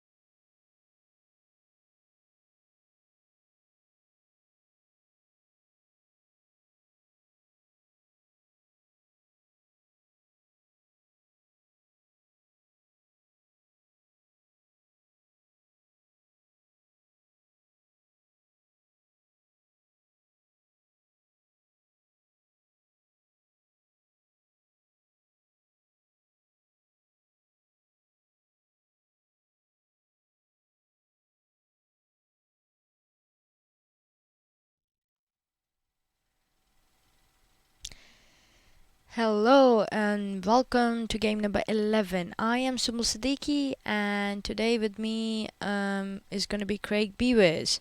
So, Moizullah Beg versus Soeb Sanola, two of the top young Pakistani players. Muiz was 2018's junior world Scrabble champion, junior world youth Scrabble champion as well, whereas Soeb just finished, I think, fifth in the junior championship. He's also played Causeway, so great minds, and that's going to be a good game between the two. Please keep your comments coming in, and Moise is playing first. So, and yeah, Craig is going to join us soon. Hello, Craig.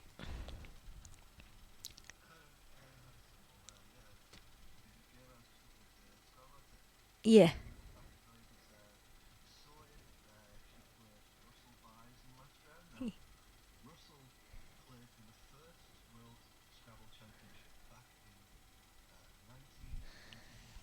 Yes.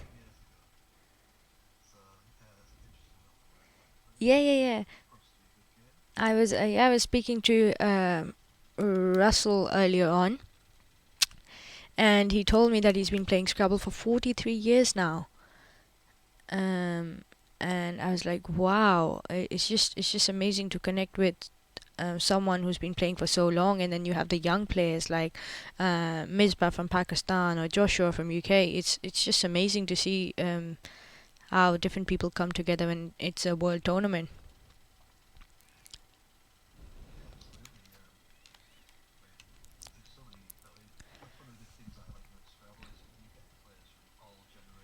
You do.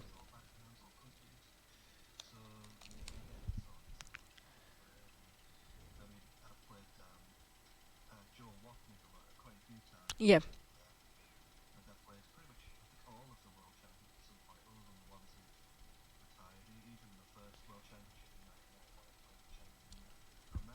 Yeah.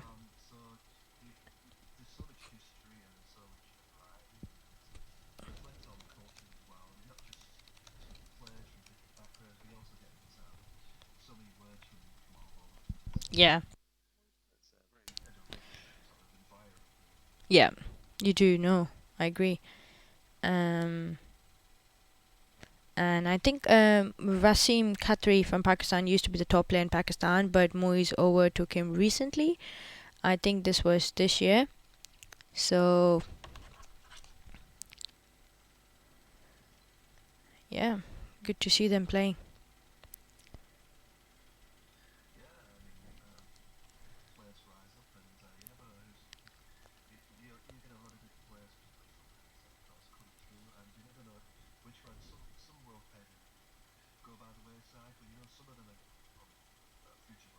Yeah, they do. Yeah.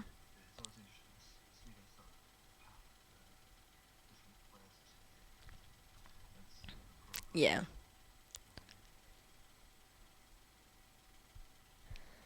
Um. Yeah.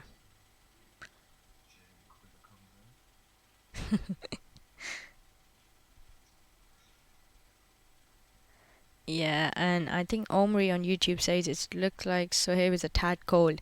To be honest, all of them are today because it's a bit windy and they're not used to this. They were loving it on Monday, but definitely not today.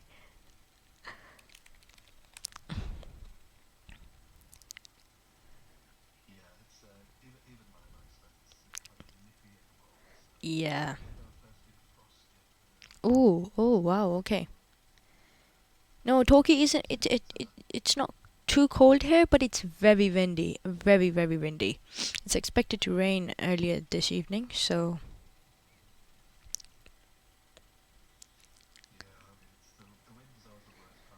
it is. Yeah, even if it's just 10 degrees.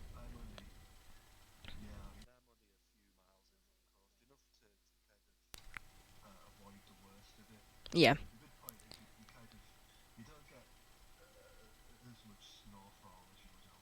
yeah,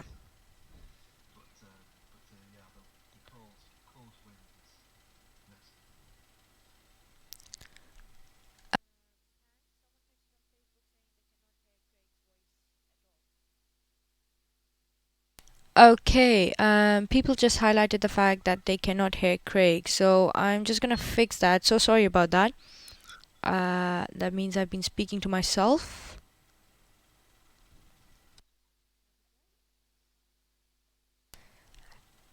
Good morning, Sumal and Craig from a cold Aurelia, Ontario at 6:15 a.m. Good morning.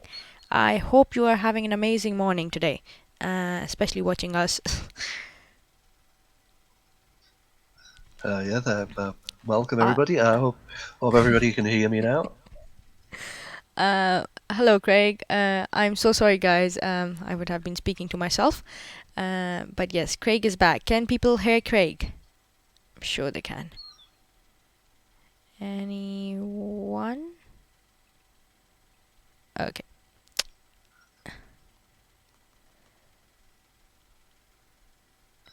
Yeah, good Which stuff. round Looks is it? like so yeah, we're up to round 11. Yeah. Yeah, this is round 11, yeah. This basically they were meant to play on table 4, so Amy decided to put them on table 1. I mean the live table. Yeah, so it looks like Moyes is line up Reek. He can hit the M in that spot to the triple words to the right of Quiver. He could play Merk, M-E-R-K, scores well, but it leaves a horrible I-I-O leave. It looks like he's also lined up Merry, which would also play Yeah, M-E-R-I. yeah, That would be another option. It leaves K-I-O instead of the two I's and the O. yeah, So they're pretty similar um, because the leaves because the leave of two I's and O is so bad. yeah. They're pretty much a toss up between those two. They also play Mm-hmm. OK Okay. onto the UI of Quiver. Yeah, that's what That'd Crackle be another suggests. option. Yeah. Would you play okay keeping 2 eyes? Um, I'm not against it. I mean, it's the quiver is kind of quite open because it takes the A. You've got a quiver, and you can also have quivery quivers. So there's a lot of openings. Kind of, it doesn't look that open, but Mm-hmm. it also is as well. Um, so usually you'd be kind of focused on that triple word score, Yeah, where he's looking at Reek and Mary and so on. But because of the R, you only access it if you have an E. So, and because there are other things on offer, I don't mind playing off OK, and you know you're gonna have Merry next turn in that spot yeah, if it doesn't get blocked or obscured in some way. So, I don't mind OK. I think they're all reasonable options, and Reek isn't too far behind. Seems perfectly reasonable as well. So, lots of sort of similar options on that one. yeah. Ooh, an 8 for Sohaib and something probably for Moise. Tricky rack. Yeah, yeah, big pickup of the blank. Looks like he should have something with floating tiles, you would think, Moyes, but obviously so to go, so he's furiously scrambling his tiles there to try and find something. Yeah.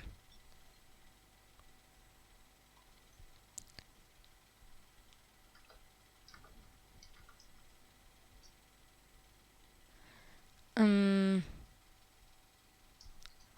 So the scores are Moise 56, Sohaib 20.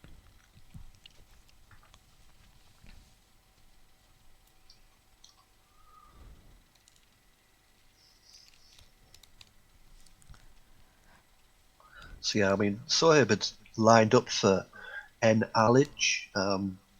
That was, but he would need another L for that. But it looks like he's missed the one through the eye, so Yes. that's a little bit of a mistake. But Age is very strong as well because scores well with Aquiver. And it leaves pretty nice lead, but definitely a little bit of a mistake there, but Yeah. not a huge one. Um, That's okay. It's probably the nerves. And no, he isn't cold. He just I mean the playing room isn't cold, and neither is he. I did ask him if he was too cold. So he's not. No, that was a big pickup as well for Sohaib. I've missed to say alienage, but he has picked out Yeah. analyze, so that's pretty massive. Um, on the other side of the equation, Moyes, he's only got the I floater and the K floater now to work with. If he Yeah. can't find any sevens, and it doesn't look like there are any sevens, so he's going to need that floater. And given he's already got two eyes, the eye isn't very much Yeah, looking it's very not productive. helpful. The K isn't a great one either. He's probably looking at like words. But is there anything? Can he find anything? That's the tricky one. And Sohaib is maybe not seen analysed yet. It's one of I those think he racks hasn't. where yeah, that's the thing is you've always got to look for bonuses, even with something like Yeah. that, because you have to To be look. honest, You always Sohaib have to is, look, I and think, I've seen him play a lot, and I think he's one of those players where he just puts his tiles randomly on his rack, even if he has seen the bonus, and then, yeah, plays it when it's his turn. So, yeah, that's his poker tiles, you can say, not his poker face. He doesn't let anyone know if he knows it or not, and just does it. the other interesting thing is analyze. Probably You people got are it. thinking, does it take an RE? Yeah, we go. Well done. Yeah, Yeah. boys. But it does take RE before it. You can have reanalyze, in case anybody's wondering. But Moyes probably thinking if there's no bonuses there, he's probably thinking, what can I do? He's probably looking to play off MI at least, or Yeah. MOI would be ideal. And one of the places where he could play that is alongside Reek, making Rem, IO, and KI, and that would ruin the reanalyze, but he's still going to Yeah. have analyze for a huge score with Agi. So it looks like after this little exchange, Soib's going to have a bit of a lead, but Moyes, of course, is keeping that blank if he can't find anything. So it's going to be interesting to see how it pans out. Yeah. Would be nice to see what Moise plays. Indeed, I mean, Quackle is suggesting that there aren't any bonuses, so hopefully, let's say the Moi MOI alongside that Reek looks the standout. Um, hopefully, Moyes obviously doesn't know whether there are bonuses or not. He's look, it looks very positive, but it's one of those racks that again you've got the. If you just looked at the rack instinctively, you'd say Moyes is definitely going to have a bonus, and Yeah. you'd say Soib doesn't have anything. And it turns out Soib has analysed, and Moyes doesn't actually have a playable bonus. So it's one of the sort of weird things in Scrabble. And of course, Moyes is going to take his time over this because it looks so likely that there's a bonus, but in fact there isn't. So he's going to work out and try not to push the ball out and not play phony, and hopefully Yeah. get that There was score something and with the get the bonus. floating N. Um, yeah, and that would have went down if Sohaib wouldn't have played Age. Yeah, indeed. Is it Eliminate? Not sure if there's anything else, but yeah, the end would have been sitting there, and he probably Moyes had probably lined it up until, of course, Age came down. So there'll be another sort of frustrating aspect is he probably knew he had a bonus Yeah. but once the end gone, then he's going to have a look and try and find something else, and it's always harder to kind of Yeah. have something set up and then it goes. But yeah, this is a good play. Good play. This is a good play, yeah. So Moise 80, Sohaib 52.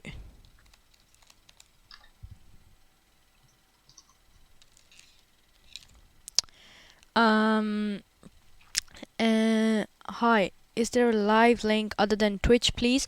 Yes. So just to remind you guys, this is live on Facebook and YouTube as well, other than Twitch. The links are on Facebook page for Mindsport Academy. So if you just go there, the link is there. I cannot post it on Twitch because it doesn't allow us.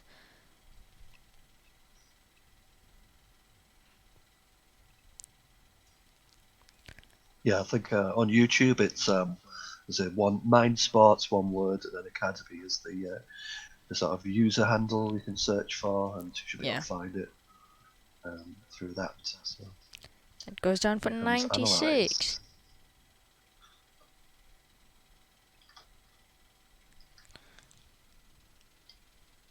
Ooh. That was Yeah, Moises' not the chance to pickup get a 9 lines, was it? timer. And Yeah, a little shake of the head there. He definitely he's probably seen analyze come down, and then picked yeah. out AAU. Uh, little bit of a downer there, but you may still have something. I'm not sure. There's definitely there are a lot of this is where all the 5 vowel 8s and 6 vowel 8s come in handy. I'm not sure if he has anything. Oh, maybe he does have anything through the L. I don't know. But, meanwhile, saw here picking out S's, but nothing too great to go with it, particularly with the Yeah. two U's. Some mixed blessing there, but yeah. So I would love to get a bonus with this wreck, but 5 vowels makes it very difficult. It does, yeah.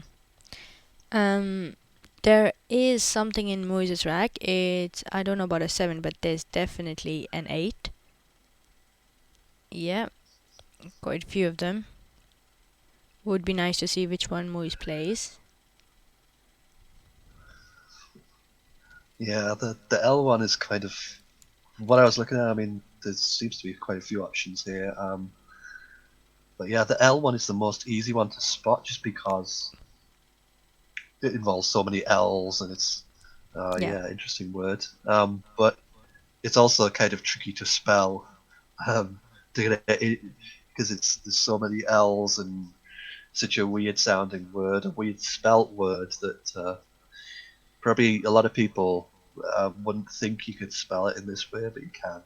So Mm-hmm. yeah, that would be a good spot. But I think any of the bonuses would be pretty good.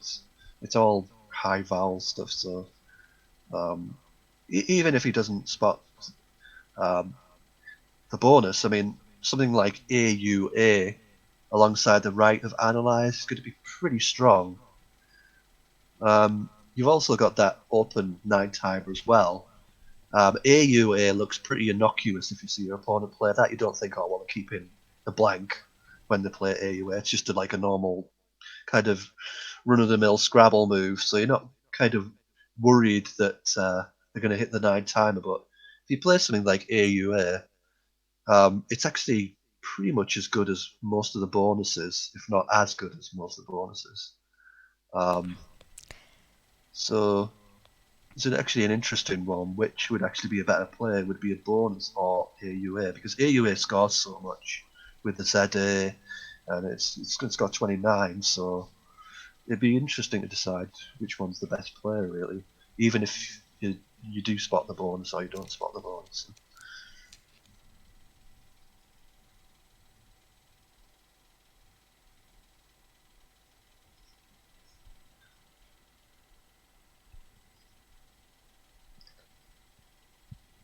So yeah, that is indeed one of the bonuses.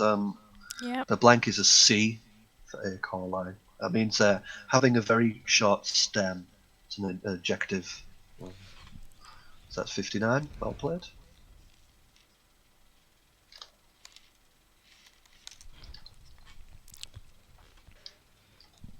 Indeed. Mm, 59 points. So Moise 139. Sohaib 148.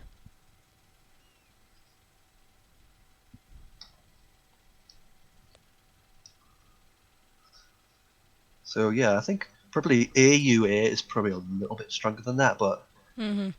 it's very close basically. And I mean, the thing about that move is it opens up a huge hot spot in the top left corner. Um, that double letter, triple word combination could score a lot of points, particularly if you've got. I mean, the Z's gone, so that's the Yeah. main huge score, but you're still going to get a reasonable score off it. But then again, you also have the L, so you open up 2 pretty big spots. So it's always better to open up 2 big spots than just the one and let your opponent have it, and then you have nothing when it's your turn. It's always better to have 2, so it's interesting from that perspective. And it looks like Gust went down pretty quickly for Sawyer.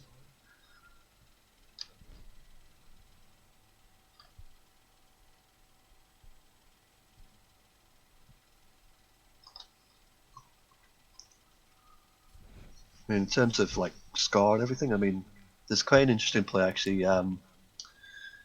Gut chins would have been interesting, extending QIN with the GU to the left, and they can analyze. That would have been pretty cool as well. But the focus really is on the top left because they are 2 big spots, but the top left one is definitely better than the central triple. So there's a little bit of focusing on that spot because there's a lot of sort of strategical value, positional value in taking that spot out, even if you don't score as much by doing it. So, and as you can another see, S for Swabe. Yeah, it looks like we're getting all the S's out early this game. As you can see, Moyes would have hit with Orfeh most likely if Soib hadn't played in that top left, and that would have been quite a big score, about 50 or so. So he's limited the damage, although Moyes is probably going to play Flare or something like that, or even Flame. Yeah. Or Flamey, is Flamey good without the E? Flamey. These ones I can't remember. Yeah, it's without the E. Another one of those that are difficult, whether it's an EY or just a Y or both. But Flay is pretty safe, and it sets up the S as well, which is going to be worthwhile. Although because Sohaib has the 2 other S's, but so it's probably not going to work out in this situation. But it was definitely a good positional thing to do to create that S hook and leave quite a nice sleeve of emos and so on. So I picked with Footy. Footy goes down for 26. So Moyes 181, Sohaib 195.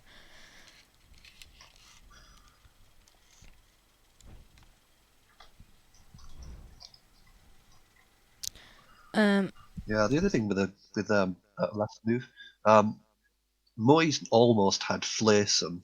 It was just one letter off, but too far to the right. But that would have been an interesting one. But yeah, Footy just means an old person, basically, as you expect. Footy Duddy. So it looks like Moyes has some scoring potential with the JV. Not exactly, again, what he would have probably hoped to pick up, but at least he's going to be able to score with it. Although the J's not great on this board, really, but he can play Jive or Jive, so it's not too bad.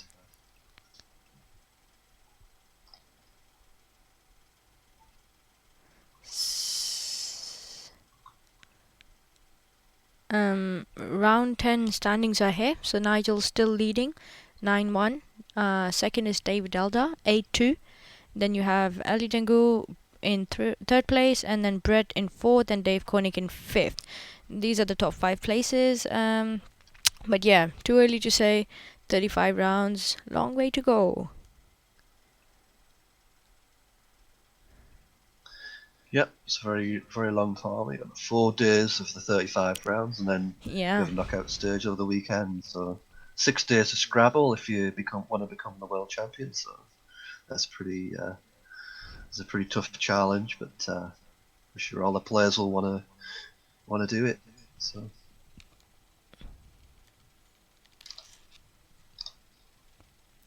211 Moyes, 195 Sohaib. And yeah, a nice little spot of Jiver there. Easy to miss that ER spot, but yeah, well spotted. And that's probably the best move by reasonable distance. So he's probably seen 6th and 6ths and so on, but it doesn't look like going to play anywhere particularly brilliant on this board. The X looks good to score with, but as I mentioned earlier, a core line is not a noun. It does not take an S as an adjective, so probably both players know that or suspect that it doesn't take an S, but that's something you have to be worried a little bit about. Likewise, agi does not take an S either.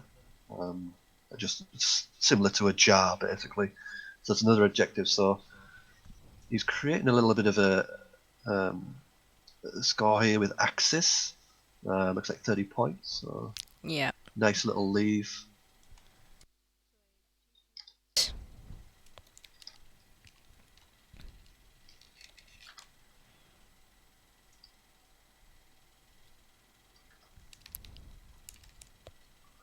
Because the other sort of consideration with that rack is because a lot of people were worried about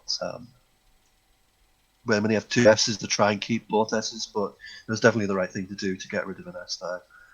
It wasn't helping his rack particularly. I mean, two S's can be good in the right situation, but it was better to get rid of one of them there and keep one back. But as we can see, Soib's not picked very well to his four constantly. That is a little bit of a worry when you're always hoping to pick a vowel, but at least he's got stuff like SHH and PHT. If you're looking to try and fit those in when it's his turn. Moy's more balanced, but the two B's are a bit of a problem. Looking to get rid of those somewhere. Ideally both if he can, but not the He greatest can actually letters get to rid of B's. both But of them and the M.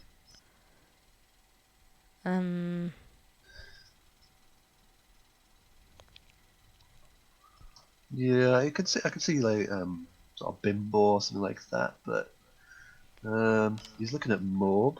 Not sure where that plays. From Fuddy. Hmm, yeah, I think you could he's play just that trying with to an open up. S, but yeah,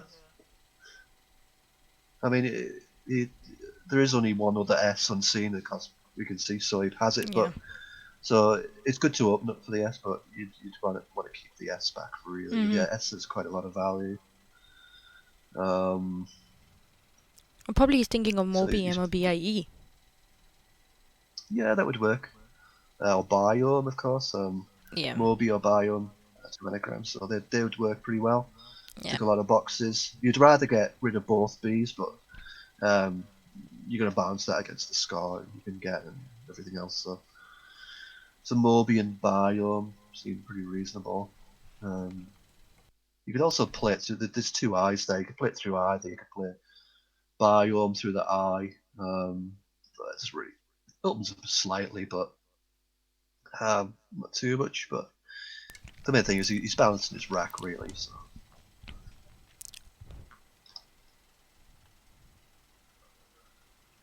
there was also another word I wouldn't have been sure of. You could actually put a B in there and make mobby. But Mm-hmm. 6-letter words like that. 6-letter word, yeah. That's the sort of word. Yeah, it's very difficult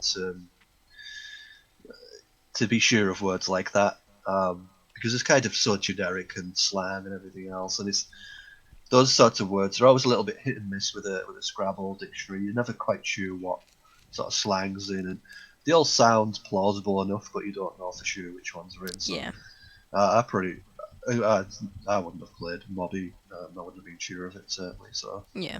Mobby would probably be the best, but Moby does just what he wants and helps balance the rack. Someone on Twitch So suggested Bimbo, so I think that would have been better, keeping ES if I'm not wrong. Or BES, I mean. yeah, I would have kept two E's. Oh, yes. So that's Yeah. anything going against it. Two E's and an S. So it's pretty reasonable. The B is so bad, it's kind of hard to gauge whether. I mean, obviously, Bimbo's going to score another 4 points. Yeah. Is BES over two E's and an S worth it? Yeah. That's a hard one to work out. The B's not a very nice tile, and so it's a tricky one. I think they're all reasonable, really. Yeah. So what can Sohaib do with this rack, really? I mean, I can see where PHT plays. Moby has labelled PHT to play at the left of that, making HM and TO. So that certainly looks better than exchanging. Um, if there was a P somewhere, I could play a PHPHT, um, which is a interesting word, but can't get it down unfortunately. But yeah, PHT looks pretty good. Hmm. Maybe there's some sort of, I don't know if you can play anything through the OI to kind of use those vowels to play something, but I think PHT looking pretty reasonable. Yeah, and try and maximize score. Moise only has 5 minutes on his clock, and we are just halfway through the game. Yeah, it's definitely a place you Still don't want to 33 be. tiles to come. You don't. Yeah, Yeah, a long way to go. So that certainly become a factor. Um, you'd be looking it at does. it Yeah. from Moy's perspective. You would probably think, well, I better play a few moves quite quickly to make sure I don't go over. At least give myself some time. It's better to play quick now than have to rush at the end, certainly. Um, Mhm. but it's going to depend on your racks. I mean, sometimes you have easy moves, sometimes you don't. So, but you'd definitely rather try and play quickly now than later when the pressure's on, and it could be the difference between winning and losing. So,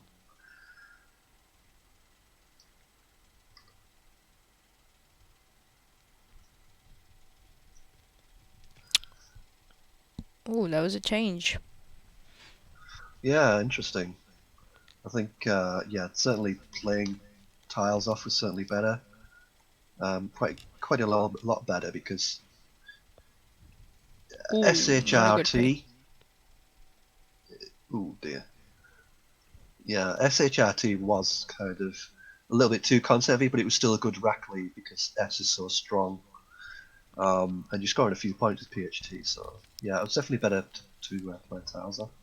Bigo's trying to play Bigo quickly to try and claw some of that time back for later. Yeah. So Moise 257, Soeb still 226, and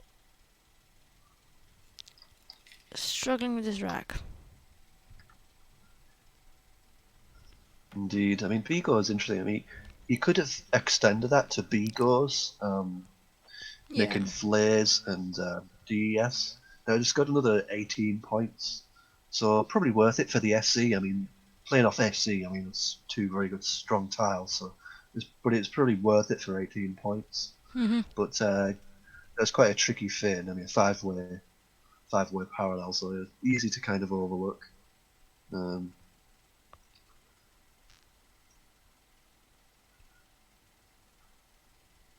so yeah, it looks like he's got Ronin down. But I don't think it's worth it to keep three T's and an S.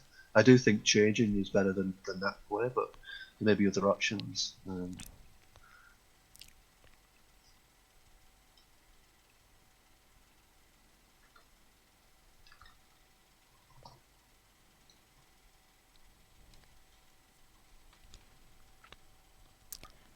And hello and welcome to all the people who have just joined us. I'm Sumbul Siddiqui. With me is Craig Beavers, and this is game number 11 between Soeb Sanallah and Mujullah Beg.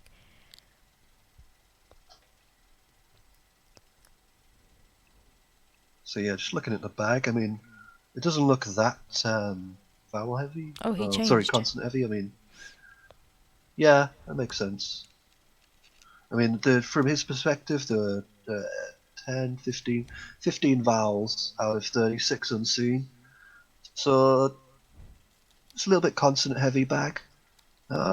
As we can see, Moyes has four vowels when he plays more, so but that looks a pretty good pickup, but I'm not sure he's going to be able to get Cahoots down.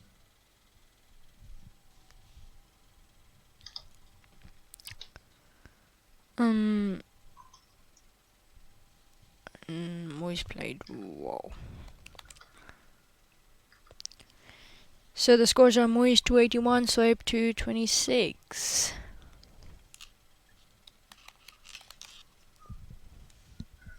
Yeah, I mean it's frustrating, and he's lined up Coots, which is a good spot. Yeah, it's not gonna go down. But it doesn't look like it goes anywhere. And this board is it's very tricky for the S. I mean, the S is a good tile, but on this board, there's no really good spot for it for the S. So he's gonna consider where he needs to. Excuse me. Whether he needs to open something up, or whether he can just cash in score and hope to get something later. But this board looks pretty bad for bonusing, to be honest. With War, that kills off the G. There's only really the W, which isn't going to score much, and isn't a great floater. So he's got options to really, whether he needs to open something up, he could play something simple like Ho and J-O to the left of Moby, set up Shoe, or you could try and open up the top right, play something underneath Axis, Toho, or something like that. It's tricky. He needs to probably open a little bit, and he's gone for OH to do that.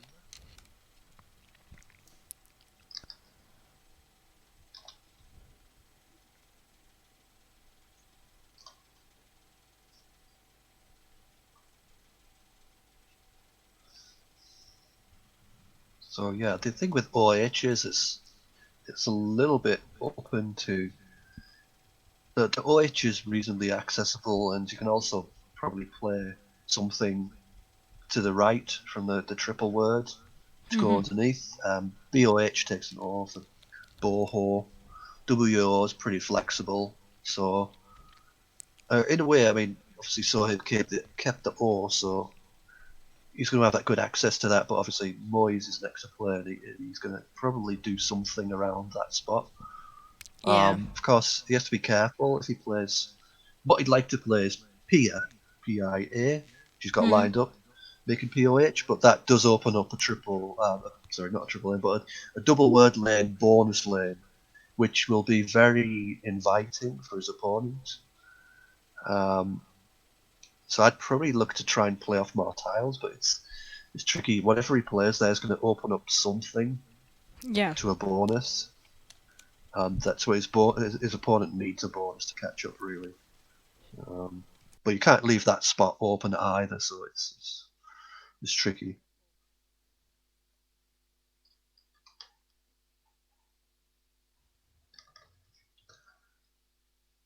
I mean, in terms of longer words, he could have played something like Pieta, or Pietas, or he could have tried to the other thing is he could have tried to block it indirectly, but I don't think there was much he could do there. So yeah, I think he had to play something like that. Probably Pieter is a little bit better, but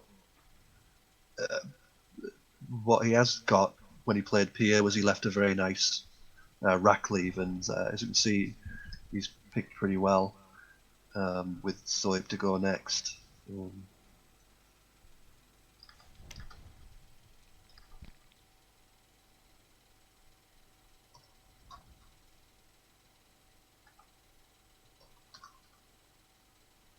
And Soib again has got a 7, but it doesn't actually play. So it's a frustrating situation.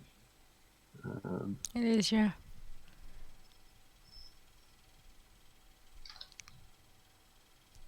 See if you can spot the 7 on chat.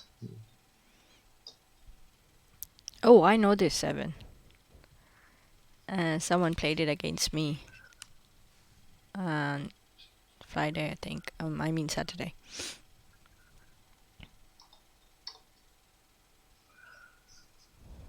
Yep, it's always a good way to learn words from your opponent. That stick in your head a lot better when words are played. Even if you play them yourself, they kind of stick in your head better.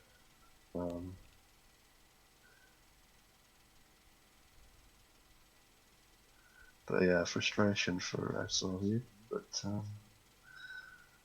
he'll want to open something else up because he doesn't want to. He knows probably that, given the scoreline, 52 points behind, that Moyes is going to try and block that line he's just opened. So he probably needs to open something else up. But as we can see, Moyes has lined up Stander. He also shuffled through in darts, which is good. So if Soabe does open something up, chances are is Moyes is going to hit it, and of course we already know you can play in that second column anyway with Stander and darts. And yeah, he's found the 7, but doesn't play unfortunately for Sohaib.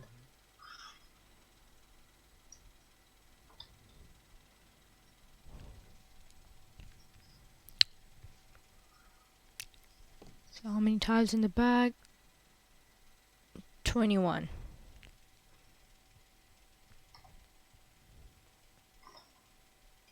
Yeah, so the 7 was Cottars, just for those who are interested in the meanings. It's a Scotch word, lots of Scottish words in the dictionary. It means a medieval peasant inhabiting a cottage, a cottar. Also cotter or cottier. So basically somebody who lives in a cottage. Yeah.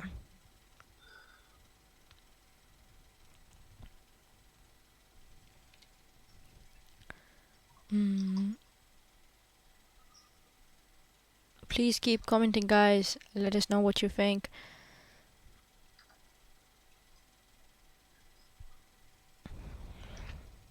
Yeah, I mean, in terms of opening, I mean, you could play something like TOC underneath Axis. Mm-hmm. That would open things up, but it also opens up. He doesn't have to worry about the K is gone. So he doesn't have to worry about TOC, which would obviously be a huge play. He does have to worry a little bit about Torkos, Mm-hmm. TOCO as a hook. But those are things you could look at. You could also try and hit something in the very top triple, making Rex or Tex or something like that. Mm-hmm. I'm not sure if there's anything that goes there. There'll be somewhere else you kind of focus on, but you need to do something on that side um, to keep things open. I mean, yes, the S is there, but it's only going to be face value anything through the S, and given the 52-point difference, it's not going to make him a big favourite if he hits that S. He's also got underneath the EN, but again, it's only much more than face value, and it's also going to give back a big score. So he's gone for Cot, a little bit tight, really. I think he needs to open, but still think it's going to make much difference in this Yeah, situation. standard's gonna come As we down. see the borders go down. Yeah.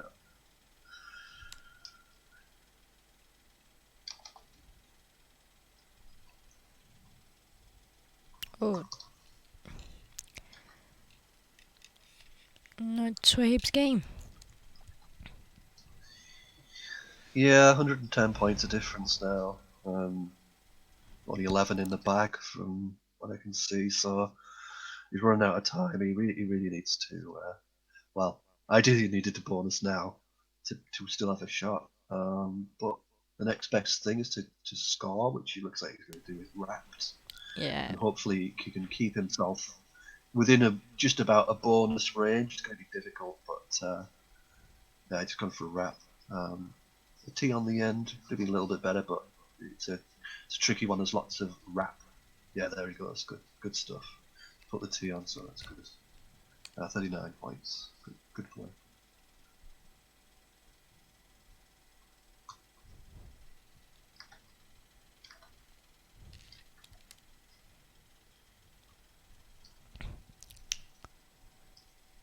So Mui is 376, Sohaib 302. Sohaib is still struggling.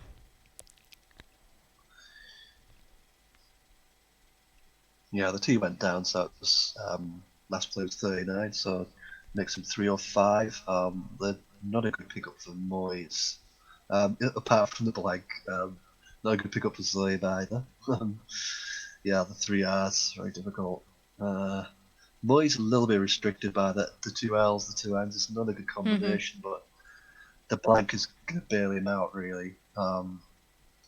He's not too worried about the blank anymore because obviously he has it. Suggested in chat was high end. Colin suggested that.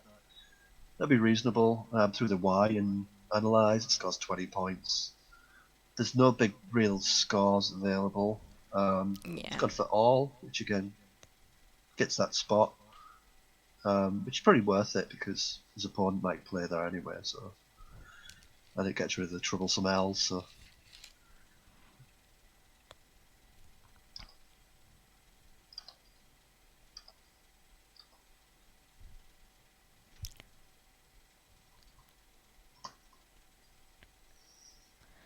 So I'm assuming 6 tiles in the bag.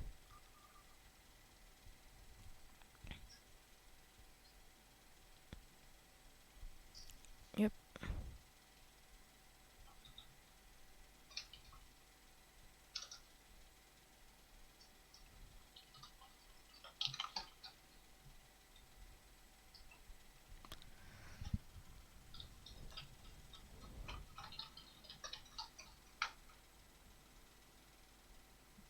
yeah, it's a tricky situation. I mean, any point, 5 points the difference, so it's a long way to go to catch up on this board, particularly.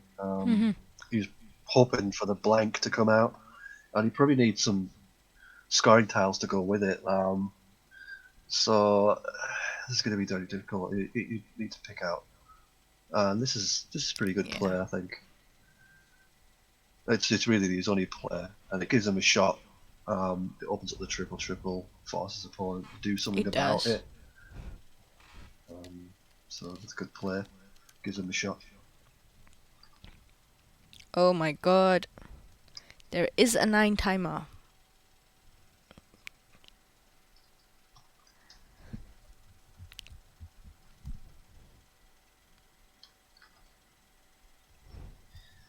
Yeah, Moise has less than 2 let's get minutes. it. Well, that's the tricky thing is, yeah, can he spot the nine timer? That's the tricky Oh, thing, and he's got it it. looks like he's He's got lining it it. up. Yeah, wow. It's going to be 158 points if he spots it. If Yeah. he pulls the trigger. It's always a little bit more added pressure with the time, and the Yeah. fact that he knows if he plays a phony, he could maybe lose the game. If he plays any kind of valid move, he pretty much wins. So there's a little bit extra pressure in there, but yeah, nice. Yep, goes down for 158 with 50 seconds remaining on his clock.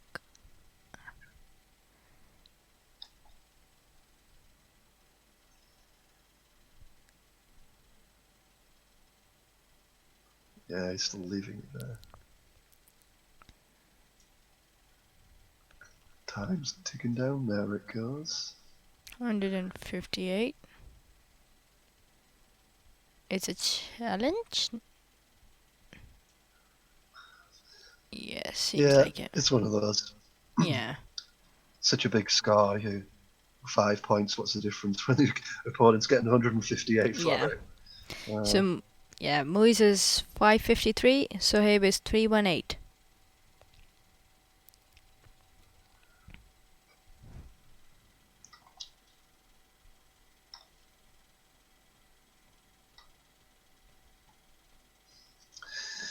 Yeah, it's just the way it plays out. I mean, Ter was the right move. TRR.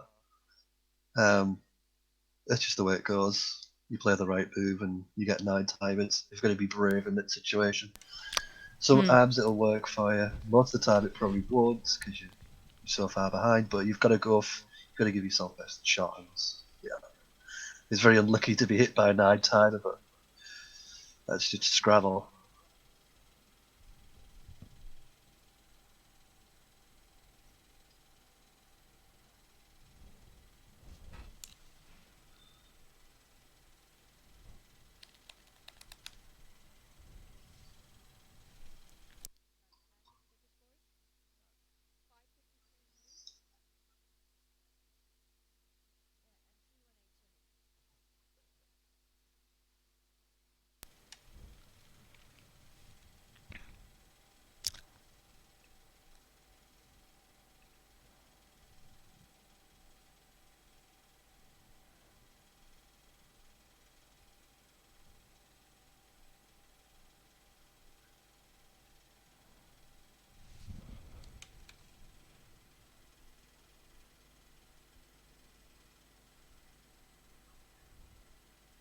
Yeah, so it looks like so here there's planes and got ooze looking to play that down somewhere. It's one of those situations now where so it's getting a Yeah. little bit low on time, but I don't think he's going to be worried too much about this move. He could play two O's off next to the Y and Z and analyze. Scores reasonably well. It's going to be tricky to score on this board, really. So yeah, it looks like he's going to play a G's, which isn't good. That would rub salt in the wounds if this gets challenged off as well.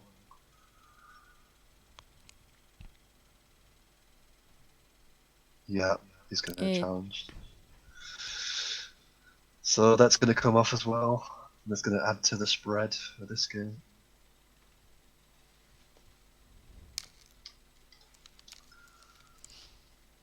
Good challenge though. It's easy to yeah. just let those sorts of things go when you're in such a big one-sided game, and you just kind of go through the motions. Whether you've won or lost, it's easy to kind of relax and turn off. But yeah, that's a good challenge. It's going to come off, and Moyes is going Okay. to play off with his D.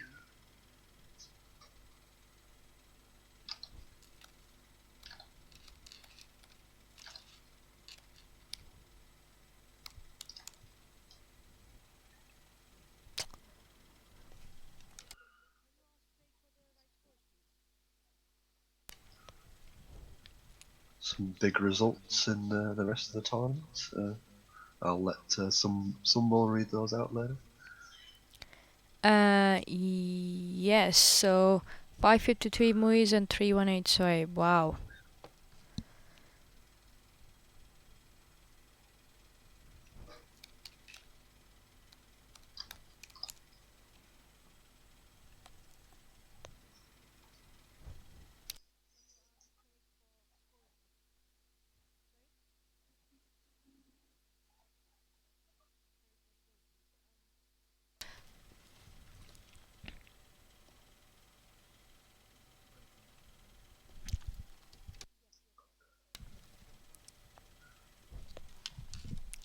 Yeah, it's a pretty big result for Moyes. It's probably going to take him into the top 10 now. Looking at the standings, there's a big chunk of spread he's going to get there, 250 or so. It's probably going to put him right into the top 10, maybe the top 8. So that's a big result for him.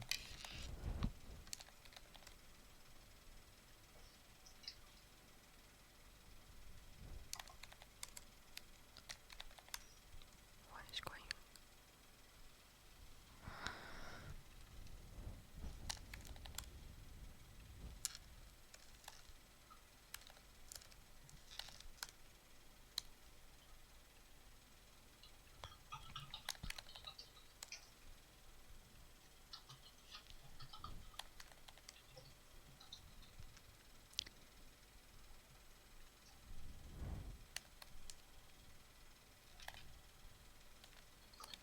What a game.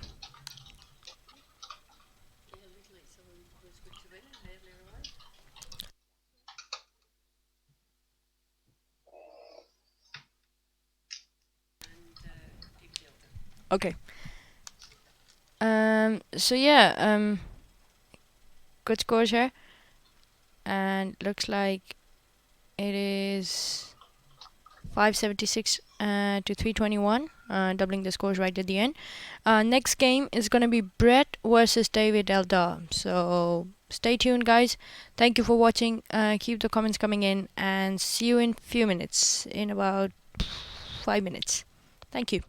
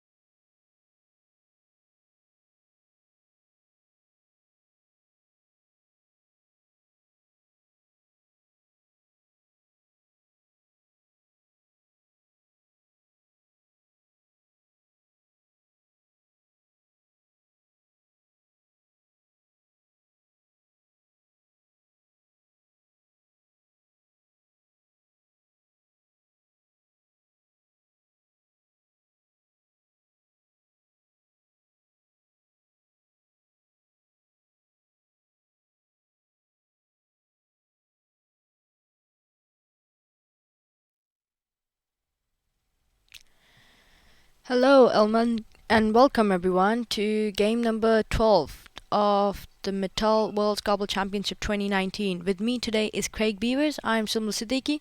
So, welcome. Yeah, welcome everybody. Another high caliber matchup here with Brett and David, recent world champions themselves. Yeah, would be nice to see this.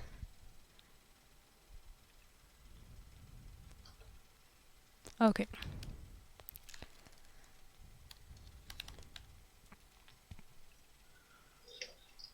Yeah, Brett's just a little bit down on the standings at the moment. He's in 11th. He'd be looking to get into that all important top 8 spot. David doing much better in second place, but David and Brett have lost the last game, so they're looking to pick things up here just in Yep. the last game before lunch. Yeah, this is the last game before lunch. We're gonna resume at 2 p.m. after this game.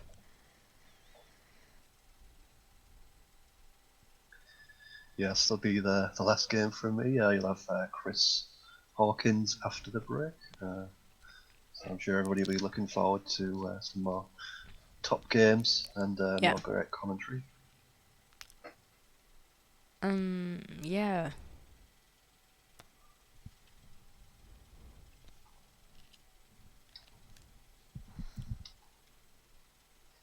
Nigel is still leading. Relatively straightforward. 9-2. David Elda in second position. 8-3. And you have Brett.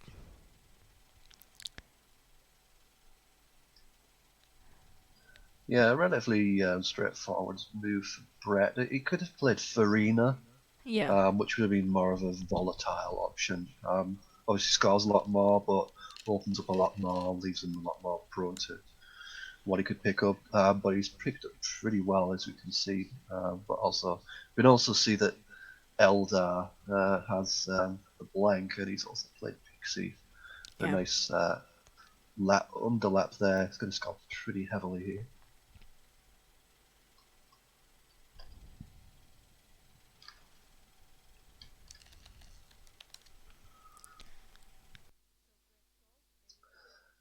And the other good thing about that move, I mean, it gets rid of all of his awkward tiles for bonusing. I mean, the Y and the X were pretty awkward, and a lot of people, I probably wouldn't have been sure of Pixie with a Y in that sort of spelling. I think most players would have spotted Pixie with the two eyes, but with the Y as a nice spot, and he's pulled the trigger on it, so it's a good move. Yeah.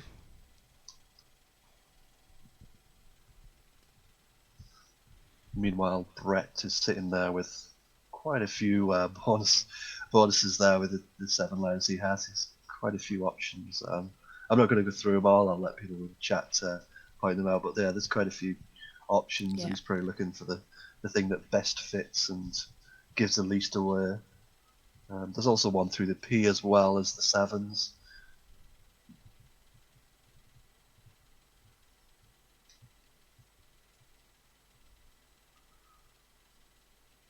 So yeah, in chat, Natalie's pointed out Iterant and Nox and Tie, which looks like Yeah. a good play that.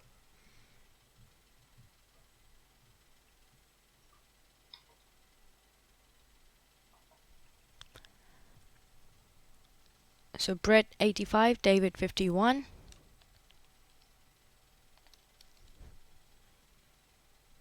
Yeah, and the good thing about that, as well as it scores pretty well because it's a couple of parallel overlaps as well, it's also pretty good defensively. It doesn't give too much away. Yeah, there's a floating I, floating T, floating E. But if he plays underneath Pixie, or if he plays Triptane, it's a lot more open. And also, the other thing about it is it does open up some hotspots for things like Qs and Zs. Also put the triple, but the score is the main thing. At this sort of stage, you're not too worried about the big letters. You're more worried about giving your opponent a bonus, really. That's kind of the biggest concern. You can accept a few 40s, 50s. That's not a big deal. You'd rather not give your opponent a bonus when they otherwise wouldn't have one. So.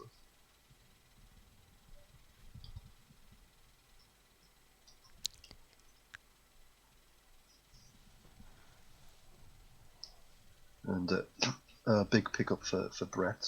Obviously, uh, excuse me. David is sitting there with William, which is good. I think it's something with Sweet William, the flowering plant. So he's going to sit there with William. Brett had Bejaded lined up, which is good. I'm not sure he's going to be able to play. Oh, interesting. Oh. Interesting. David has gone for Iwi. Hmm.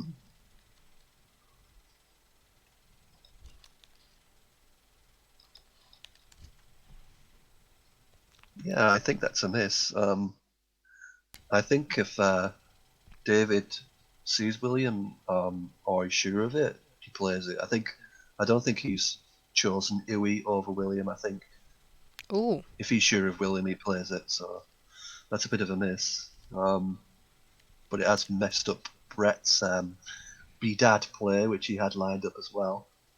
But yeah, I think he's missed it basically. I think from those asking in chat, I think Yeah. David probably did miss it, or he maybe saw it and wasn't sure because it's a name, and you maybe think, oh, it's just a name. That's where I'm getting William from. So it's always a little bit tricky in that aspect. But I think he did miss it. So. Wow. But if you would have played that, would Brett would have gotten an 8 or a 7? I'm not sure. I mean, BJ doesn't. I don't think it would have fitted. If he played William, Nick, and Few, so I would guess he would have probably played. Maybe he could have played Bedad Yeah. as he lined up, or he probably something like jammed, as in door jam, through the M in the triple line. I think jammed would have gone down probably, Yeah. and that would have scored pretty well. Obviously, with the J, the B, the M, probably 50 odd we're talking about. So it's pretty worked out for David in the situation. I still think William was a better player because I mean a lot of the time, I mean obviously Brett bonus, so he had 7 random tiles. So Mhm. yeah, positionally William is probably going to give more away, but you score the score and leave and everything else. That sort of equation it makes Mhm. up for it basically. You get scoring 70 odd points compared to 20 odd, so even with a blank, William is better. So I think it's just a miss. So Brett just dumped off his J, so it's back with David.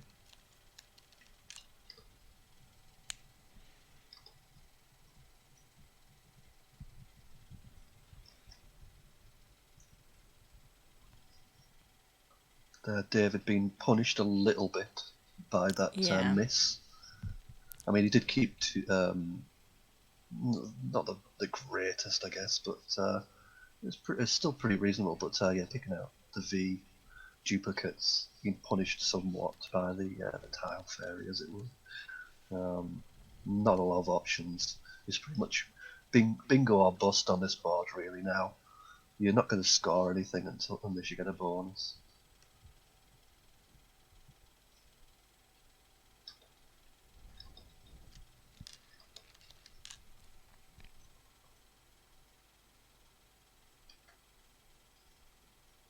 So yeah, Malvo is as good as anything, and it opens things up a bit, which obviously is to Dave's advantage with the S and the blank now.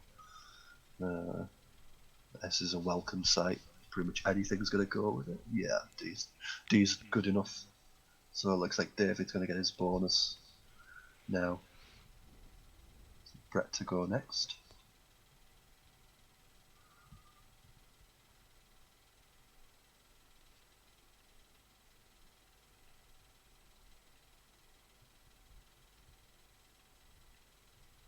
Some speculation that maybe David was channeling his inner Nigel. I know he tries to play like Nigel as much as possible, but I don't know. I think William is still better than Iwi, but maybe.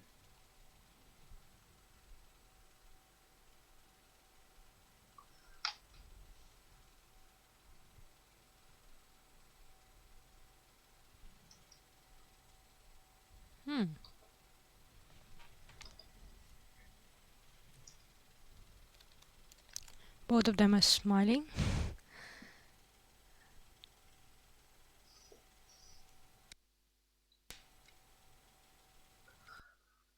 Yeah. Not sure about what about, but I'm sure we'll find Yeah, out it was later. probably a joke. I'm trying to find out.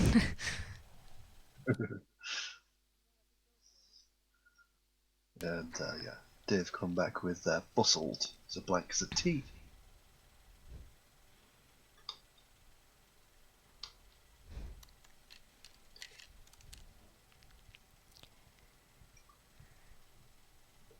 So Brett 134, David 182.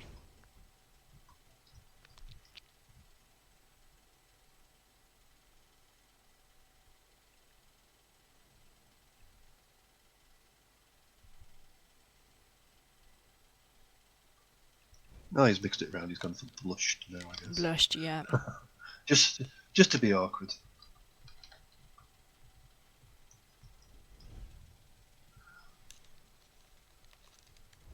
And meanwhile, Brett picked out blank, so it's looking pretty good for him.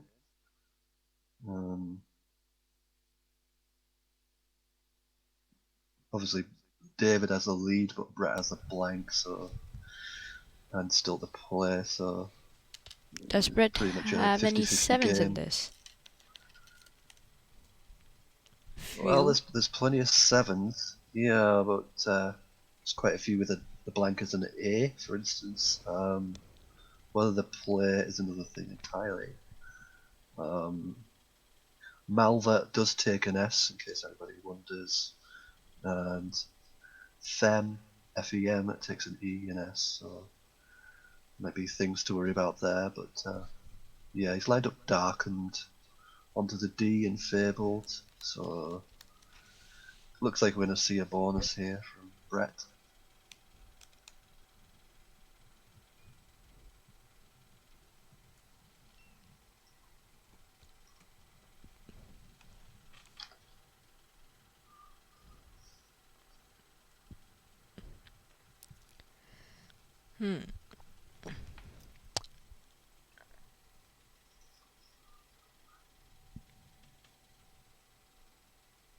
David's picked up some pretty good letters too, so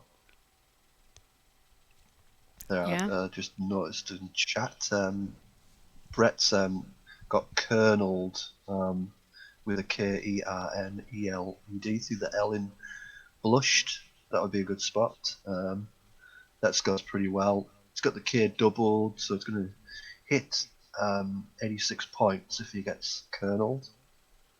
You'd maybe expect Brett to spot that, but it's quite a tough one. Pointing out in chat, Webbin and I don't know, Olgul Hat pointed out that if kerneled goes down, it's going to give David a spot for Pintano, which is the 7 he has. But it's Brett to go, so it's going to hinge on what Brett plays. Again, it's one of those situations where kerneled is better, but if he plays Darkened, it's probably going to work out better for him. And yeah, he's gone for Darkened.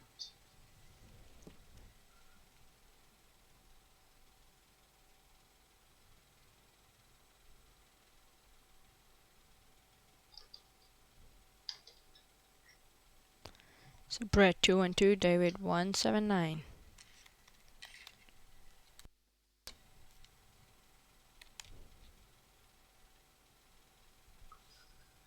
So yeah, David's got the frustration of sitting there with Pintano, and that unfortunately doesn't play anywhere, so he's going to try and kind of ignore that and just try and pick the best move.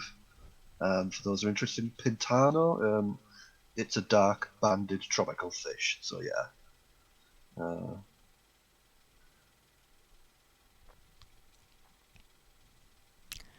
As pointed out in chat by Webbing, nearly has pination through the TI, and it runs just the wrong combination of T's and N's, but yeah, that'd be pretty cool. Oh, Brett's picked out the Q, but he has got QI, so it's not too big of a big deal, but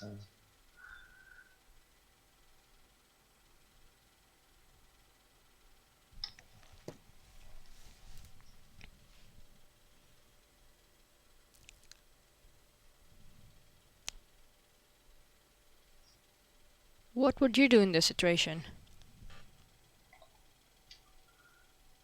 well, I mean, the main spot really, it's a little bit hidden. I mean, you're drawn to the usual double word scores, but there's actually a nice little lane underneath Rip, making Ripped.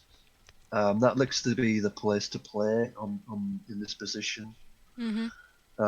Something like Pinto, Pinta, um, Panto. We'd rather keep the A back, I think. Having a quick look at the unseen tiles, there's loads of O's to come, 6 O's. So you Yeah. definitely want to get rid of that O. There's not much between the A and the I, so.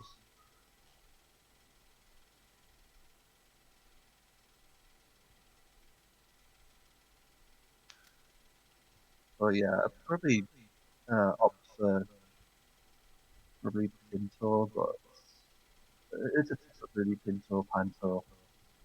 Pretty good either way. Toss the coin between the two really. Yeah. 3 A's to come, 4 I's to come, so probably rather keep the A, but there's nothing really in it. Really. Mm-hmm. I agree. If you don't spot that spot, you probably play onto the A darkened or maybe some sort of parallel play somewhere else. I think you could play Pie on, for instance, alongside Blushed, making up SI, that sort of thing. But yeah, it's going to be that ripped hook. But it's easy to kind of overlook because it doesn't look that great anyway. It's only because you're getting the vowel after it, Yeah. Pinto or Pinto or Panto, all those sorts of things. You're getting that vowel, so it gives you that extra score. Most of the time, it'd be pretty much useless, but with the extra score, and it also blocks the A in darkens. That's probably a little bit of advantage as well, because you might get hit by the Z, for instance, there. So although there is another Z, nice Z spot elsewhere Yeah. with Fairs and Culver, so the Z's going to cash in anyway. But looks like he's gone for point. Nice little overlap there. Yes. Brett 212, David 205.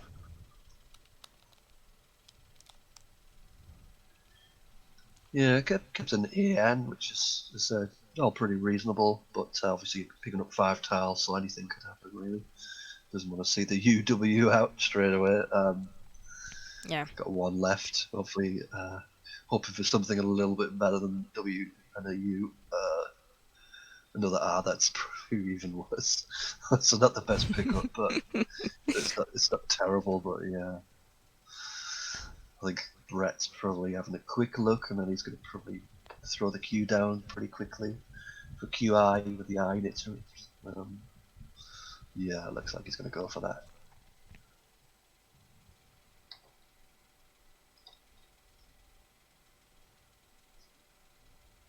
Yep. Brett 243. Yeah, that's one of those players. Some people will just chuck the Q down instantly, and Brett's a little bit more methodical, a little bit, Yeah. making sure he doesn't have to point that he doesn't miss something new. And you can miss things when you're looking at the board upside down. You might miss a little spot, so it's always good to have a little bit of a look. With that pickup from David, not the greatest. He's still got that ripped spot. I think in chat we've seen like Scrabbler suggesting worst WUR, which looks like he's lining up. is David, and that would be the best thing to sort his rack out. He'd really like to get rid of the W, the U, and the R, and well, Yeah. he could do that with worst. He could play War, WAUR, which would do similar things through the A Dark and score slightly less through Malva. Those are quite. So the A Darken's going to open things up for an S. Yeah. Obviously, he doesn't have an S. Fortunately, neither does Brett, so that won't be too damaging. But those are the sorts of things he's thinking about. He'd love to get that WUR out of the way because that's what's wrecking his rack, really. Yeah, worst. It's a good rack leave.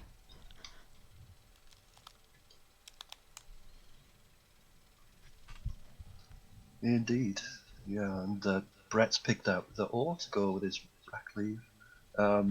Was never going to really mature into too much, just dumping the queue, but he's going to hopefully try and play something off and mature into something more likely to a bonus. Ooh, nice pickup from David. That looks like he's going to have a bonus, maybe. Tough board, though, that's the thing.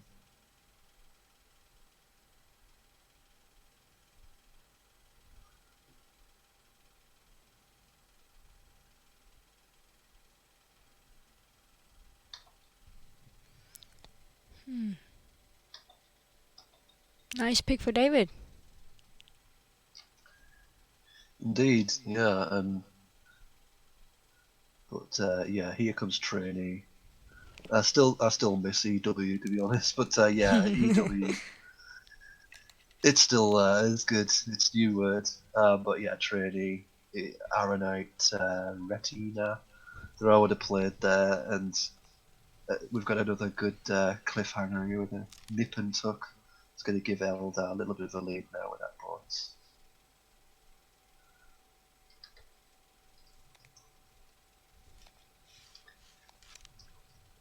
Not so good for Brett. Yeah, the G's. Didn't want another G as an ugly combination, but I think he'd have liked to have gotten rid of a G in his last move. The G's not a really good tile, and there were two in the bag, and he's picked one of them, unfortunately. So they're really hampering him now.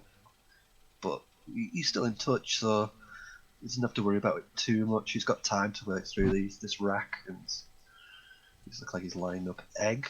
Oh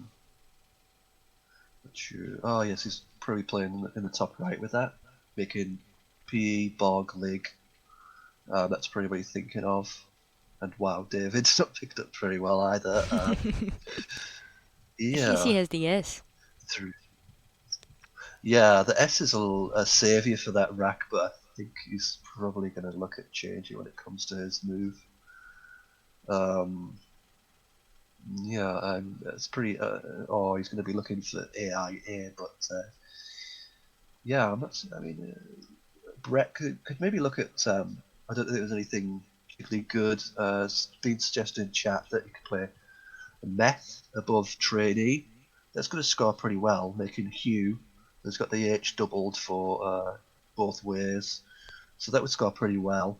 Yeah. Does leave the two Gs on his rack, but it's going to score pretty well. But Egg scores pretty well as well, so he's pretty working through those options and trying to work it out, which is going to score more and leave the best rack between the two. Yeah. He's now behind after Eldar's bonus, so opening up is good for him in the respect of Egg. He doesn't know, of course, that David had such rubbish that he's probably going to have with shit exchange. So Brett is playing catch up, but once David plays, it's probably going to be an even game again.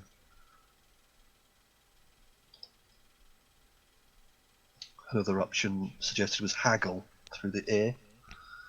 Yeah, as I say, as they say, Night Scrabble is very maybe too reckless, but it is very very aggressive. But it is good score and balance as well. So Yeah.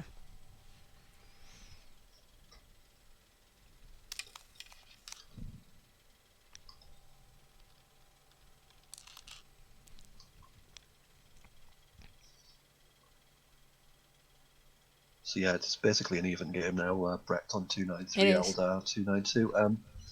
And looking at the unseen from David's perspective, wow. um, he has the last A's, he has the last E's. There are 2 I's, 5 O's, 2 U's, and all the rest are constants, and pretty clunky ones at that. So even though it looks pretty bad for David in the respect that he may have to exchange, it's probably worth playing off AIA if you could get it anywhere for like 10, 15 points, Yeah. because what's left makes his rack now, whatever he leaves, even if it's like AEIS or anything along those lines, AEES, any of these things are actually strong with what's left. Yeah. Because there's no A's or E's to come, so he's got the last one. He's got a monopoly on those letters. And he's looking at a C. Again, because of what's to come, he knows AEI is actually pretty good. That's a kind of paradoxical situation, but it is the right Wow. player probably to do that. So Brett 293, David 312.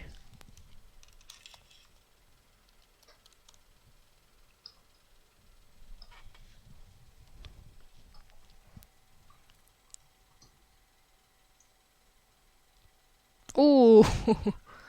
Wow. Wow. Yeah, that's pretty good. That is, yeah. Pretty good for David. It's a good gamble. Yeah, well, that just shows. I mean, the AEI. I mean, he knew he couldn't pick any more A's or E's, so and he knew it was concert heavy. But to pick the S out, but even still, I mean, he had a good rack. But yeah, that's LONS doesn't look anything spectacular. But with his rack leave, it was always going to turn into something better, and he had the monopoly on the A's and the E's. He had the last one, so Brett's probably looking at this and thinking, where are all the E's and A's and where are all the nice stuff, and he's probably gonna see it very shortly when Amisol comes down.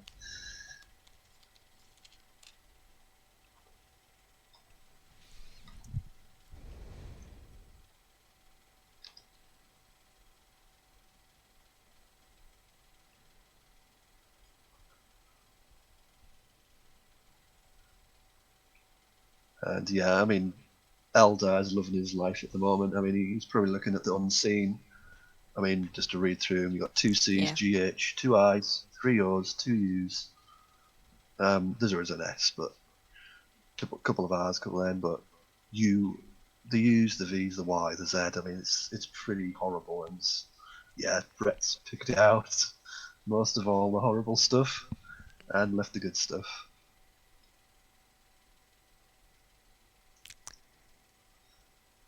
Yeah. So 12 more tiles in the back? Yes, indeed. Yep. Interesting choice between where you'd play. I mean, Anisol also goes on the second from bottom row, making Yeah. KAE. It's got slightly more there, but it is more open in some respects. There is a Y to come, so Anisol there is slightly dodgy in that you could get hit by a big Y play, making NY, and something hits the double letter score as well, which is a bit clunky.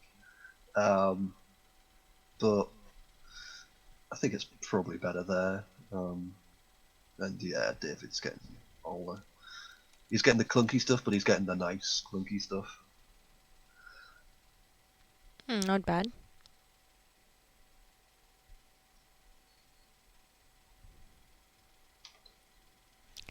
So Yeah, I 5 mean, tiles in the bag. yeah, I mean, considering what's in the bag, that is perfect, really, from David. What he's picked there, Yeah. that's just, Would you play you couldn't pick LUV? anything better than that.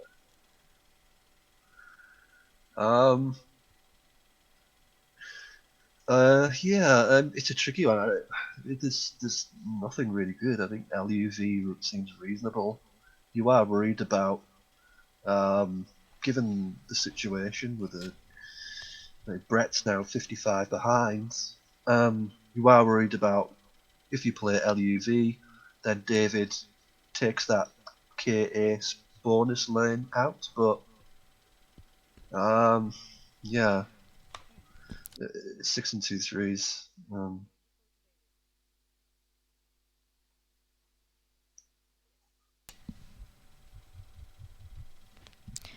So Brett is 329, David is 384.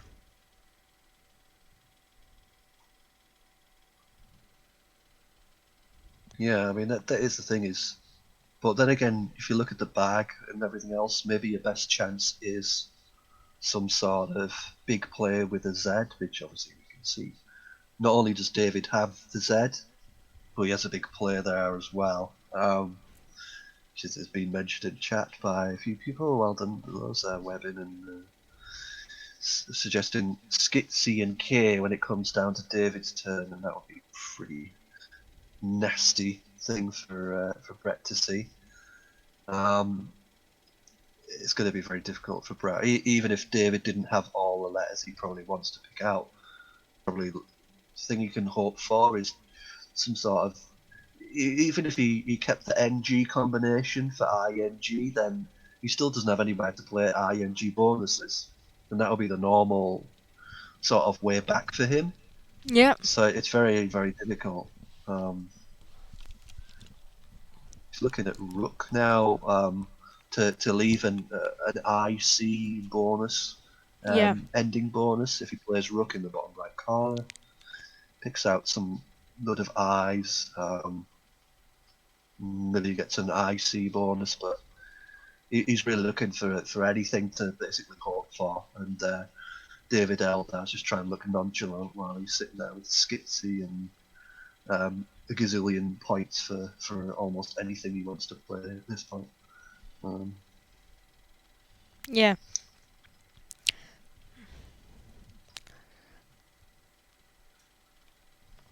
Just to remind everyone, next game's gonna start at 2 p.m.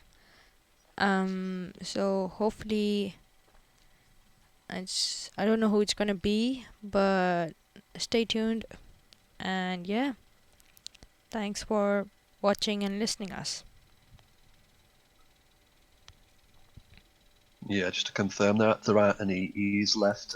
We had another suggestion from Webbing looking at Lug in the bottom right. Hopefully, the idea of that would be for Brett to pick out the I's for something like scriving.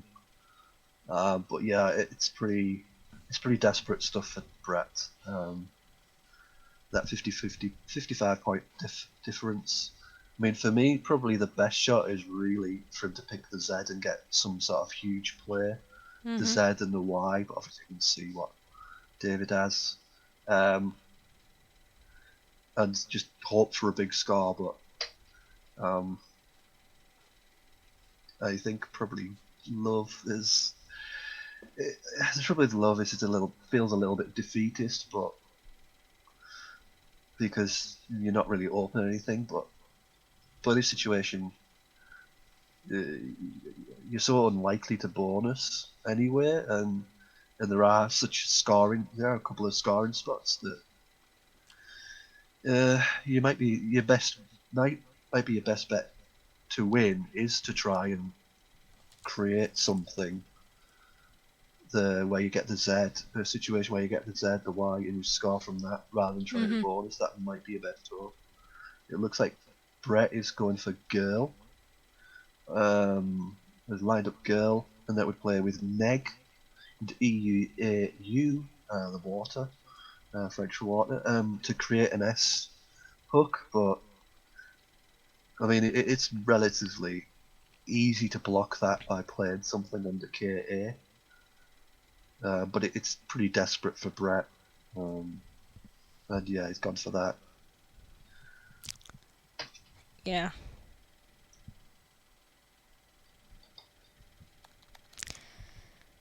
So Brett 345, David 384.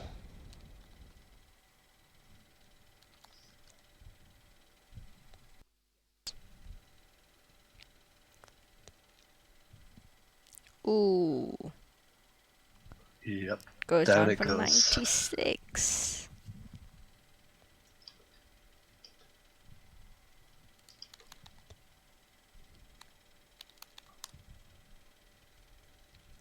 So David 480 and Brett 345.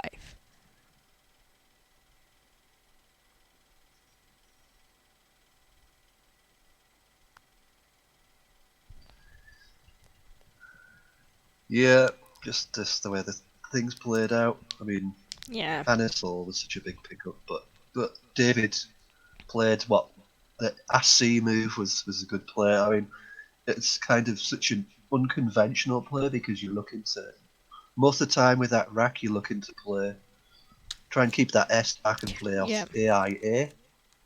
We recognised that the AIE was such a strong lead with what was to come, and that's one of the things that separates sort of top players is they know how to use their tile tracking even in the middle of the game when you're not at the end game situation where you're trying to work out what your opponent's going to play. Yeah. So Brett 383, David 480.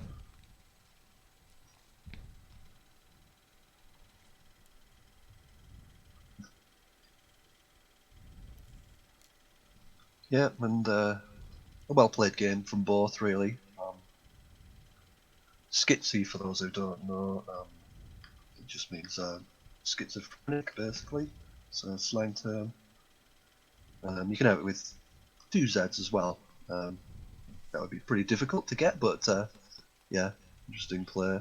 It's going to put after this game goes in, we're obviously after lunch break, and David's going to carry on in his second position at the table. Brett's going to drop a little bit away from the top 10, but there's a long way to go yet. So Yeah, there's a long way to go. best of luck to both.